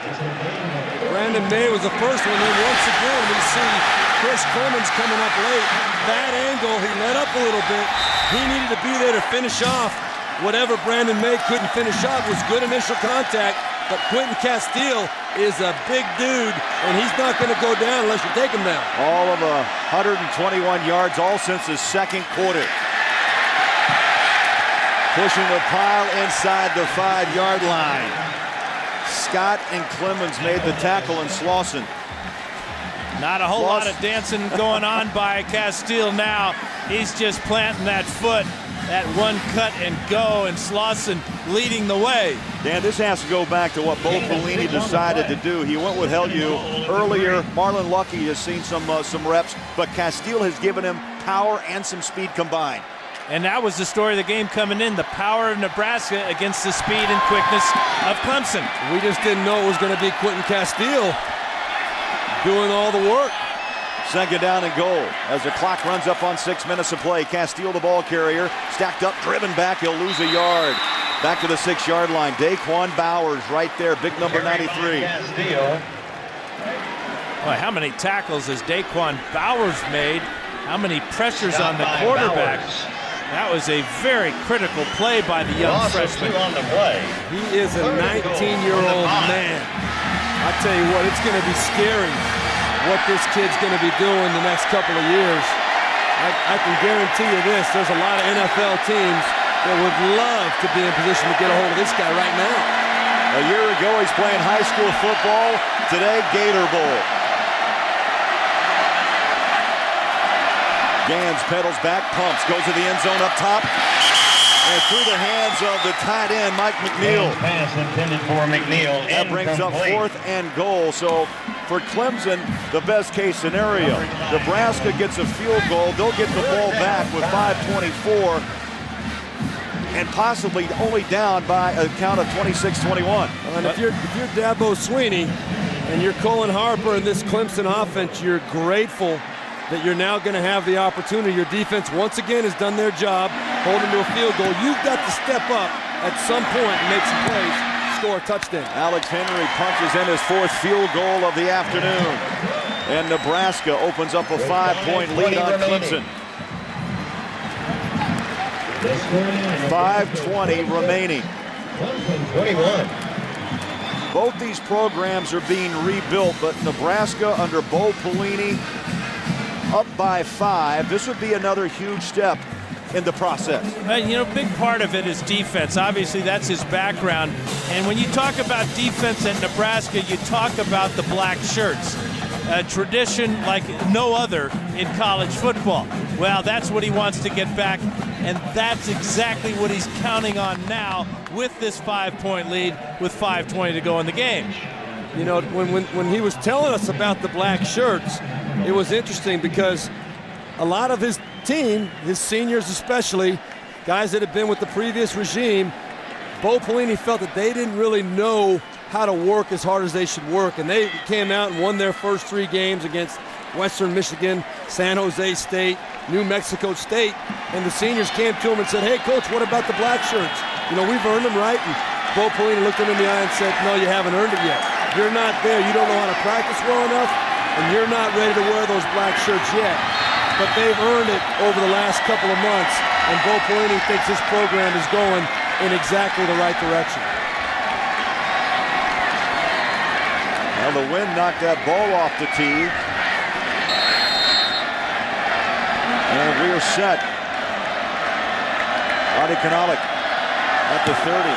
Strong legs it. High floater. Wind's going to push that ball down at the 12-yard line. Spiller, took a hit at the 22-yard line. Alfonso Dennard. We also got the benefit of the fact that Spiller was cutting at the time, so it looked a lot worse than it really was as Dillard lays the shoulder into Spiller. But watch Spiller, he's just slipping at the last minute. Right. Spiller at an extreme disadvantage. That's the first time we've seen someone get a really clean shot at him. If I could knock the wind out of him or something. 5:13 to play. Clemson with the ball. 2 timeouts remaining. The pitch, Davis. And the power back squares up those pads and works his way to the 29-yard line. Steinkuhler took him on. Stopped by O'Hanlon. O'Hanlon also in on the tackle, number 33. Now this would be a good time, I think. Call me crazy, but for Clemson to start thinking about scoring a touchdown. You're crazy. Dabo Swinney, he knows he's got plenty of time, but this drive has got to be the drive. He can stay with his regular offense, but there's got to be a sense of urgency out there now for the Tiger offense. Clock under 5 to play. Hand off, nothing doing. Davis is dropped for a loss back at the 25-yard line. Yeah, that's our man Sue again. Those aren't boos. Those are Sues. Yeah, he'd make Johnny Cash proud. Fantastic game. This guy, everything that we've heard and been built up about Ndamukong Suh, 100% legit. What a joy to talk to him and hear his philosophy, hear his story. But to see him come out here and dominate a game like he has been pretty impressive. Clemson 0 for 9 on their last 3rd down conversion. They're looking at 3rd down and 8. Clock running, 4:10. To the near sideline, it's caught out of bounds. That stops the clock. Aaron Kelly with a big grab, and the officials are hearing the barking on that Clemson sideline. Thought maybe a late hit. Yeah, flag was thrown on the sidelines, no question, Craig. Good job by Harper reading the corner blitz, don't Dead you ball. think? Personal foul. Defense number 33. 15-yard penalty from the end of the play. First down. Matt O'Hanlon, not only the first down, but stacked 15 more yards on it. Well, you're going to see the corner blitz coming right here, straight off the side. No one to block him, and you're going to see Cullen Harper do what a quarterback should do. Stand in there strong and make the throw when your team needs it. 3rd and 10. That was a huge play for the Clemson Tigers. Then you tack on the 15 for the personal foul. They've got some confidence going now. 4 minutes to play at the 49-yard line of Nebraska. Clemson down by 5. Davis trying to be patient, wait for a little hole to open behind his big front line of Hutchinson, Cloy, and Walker. Now you wonder about the fatigue factor for Nebraska because they don't really substitute all that much along their defensive line. We've seen Sue in there, we've seen Potter, we've seen Steinkuhler, and you see Steinkuhler with his hands on his hips, as well as Potter and Sue. These young men are getting a little bit tired, a little bit worn down. Well, and you mentioned before, Dan, how they dominate time of possession. That's the best friend of a defense like Nebraska, where they get that time to rest. Second down and 6. Under center is Harper. Play action pass. Good protection. Dancing, looking for help. Spins. In trouble. Throws it away. And incomplete up alongside the Clemson sideline. That ball was intended for Grisham. And Harper nearly pulled off a little Houdini act. Yeah, and almost got picked off. This ball in the air for an eternity. Look at the effort by Grisham with the left hand. Boy, I'm not so sure that's not a catch. His feet are in bounds. Ball appeared to hit the ground. What an unbelievable effort by Tyler Grisham, though. But I think that elbow and everything hits out of bounds. I don't think that ball was clearly in his possession. 3rd down and 6. Whistles are going to stop the play. They're going to look at it, it sounds like. Ruling on the previous play is under review. So they will review the play prior to the last snap. I agree with you, Steve. I think this is a good call by the officials on the field because it's very hard to determine with one hand possession. It's a one-handed catch, and it looked like the point of the ball did hit the ground, although he never really bobbled it after it hit the ground. Great effort. Unbelievable with his left arm to be able to keep control of that football in any way, shape, or form is amazing. Do you see the hand under the ball, under the nose? Yeah, his elbow is down under the ball. You see, that looks like his hand right there, but it's just hard to tell from this far away. And people wonder why there are stripes on the ball. The ruling on the field was confirmed. And that's one of the reasons. It used to be for night games when you played in really dark stadiums. In fact, the footballs used to be white with Yes. black stripes. But it really helps in college football to have those stripes because in cases like that, you can see if the ball is juggled. Nebraska, 3 timeouts remaining. Clemson with 2. That was another play there, Dan, and Craig, I thought Cullen Harper might have done himself better service sitting in the pocket still. He starts moving, he gets those feet going, and he ran into some trouble on the left side. Towels are being waved on that Nebraska bench. 3rd down and 6. Clemson trying to come back from 5 down. Into pocket, Harper flushed out, tucks and runs, and is tripped up. And Harper slow coming up off the grass at the 43-yard line. And this is no question that Clemson's going to have to go for it on 4th down. Well, Dabo Swinney is going to have to pick the best play in his playbook right here. 4th and 5. A lot of different things you can do with it. My first choice, if you're asking me, Stephen, I know you were just about to, is I would be looking up number 80, Aaron Kelly, their all-time great receiver. He's looking to get single coverage at the top of the screen. Yep, he's at the top of the screen. 4th down and 4, play clock to 3, and now Dabo Swinney will call timeout, and Cullen Harper will make his way to the sideline. Well, they burned some precious seconds there, deciding to take a timeout. Well, it's okay. They've got 2:26 left in the game. And basically, this is the game. This is the game. This is the most important play of the season. for Clemson, without a doubt. I really think Dabo Swinney doing the right thing, making sure they got the perfect play, making sure that everybody knows what's expected of them. Get a play that your quarterback is comfortable with too. You know, a lot of times in a situation like this, the play the coach wants to run is not the play the quarterback feels most comfortable with. And you ask Dabo Swinney, you ask any offensive coach, they want to run a play the quarterback feels good about. They want him to go up there with that confidence it's the right play. And if the coach has a better idea, his job is to convince the quarterback that this is a better play because of that. Here's what I'm thinking. This is what we're expecting out of Nebraska's defense. Now, if you're looking at Nebraska, do they sit back and play zone, protecting against a potential game-winning touchdown pass? Because remember, the advantage that these guys have in the orange is their speed. We saw it with Jacoby Ford on the long touchdown catch. So a lot of things are going into this 4th down and 4 for both sides. 2:26 to play, 4th quarter. So after the timeout, shotgun formation, Cullen Harper. 2 wide receivers, bottom of your screen. Harper sets up, throws, hits, Ford, breaks the tackle inside the 30, and is thrown down by O'Hanlon at the 26-yard line. Well, the timeout was the right call. It was, and you got the one-on-one matchup on the super quick Jacoby Ford. Does a tremendous job beating the one-on-one coverage inside, and a good, strong, poised throw by Cullen Harper. This Clemson team has new life. And a gain of 16. 2:05 to play. Once again, Harper from the shotgun.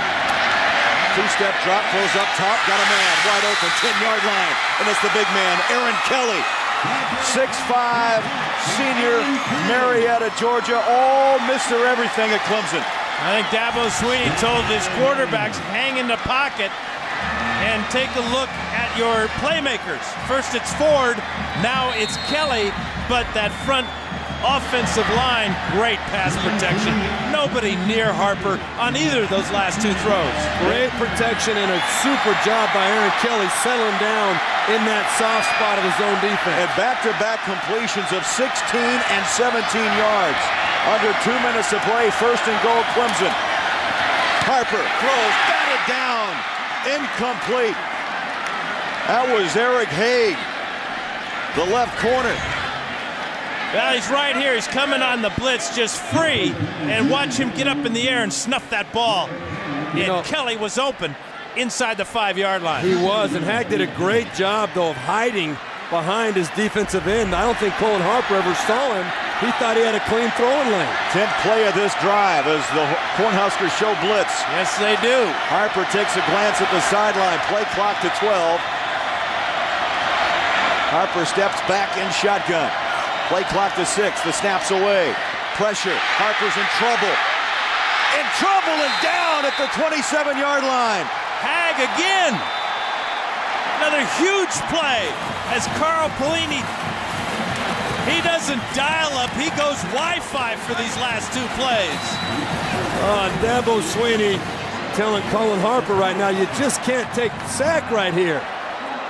Do something with that football. You saw the blitz coming. Hag twice in a row, this time coming from the front. Cullen Harper had to see him the whole time. Got to get rid of that ball. You can't take the 20-yard loss or 15-yard loss, whatever it was in this situation. How about Hag trying to bring down a guy that outweighs him by about 30 pounds? But that is Bo Pelini's M.O. Defense. And Carl Pelini's M.O. And you know that Anthony up in heaven looking down at his 2 boys saying, way to go. Bring that blitz. And that's about as close to exuberance you're ever going to see from Bo Pelini. I think Carl Pelini right next to him right here, he's the one that's got a little bit more of the pizzazz, the emotion when he gets excited. Well, he's the older brother telling the youngster what, no. Hey, Bo Pelini's the head coach.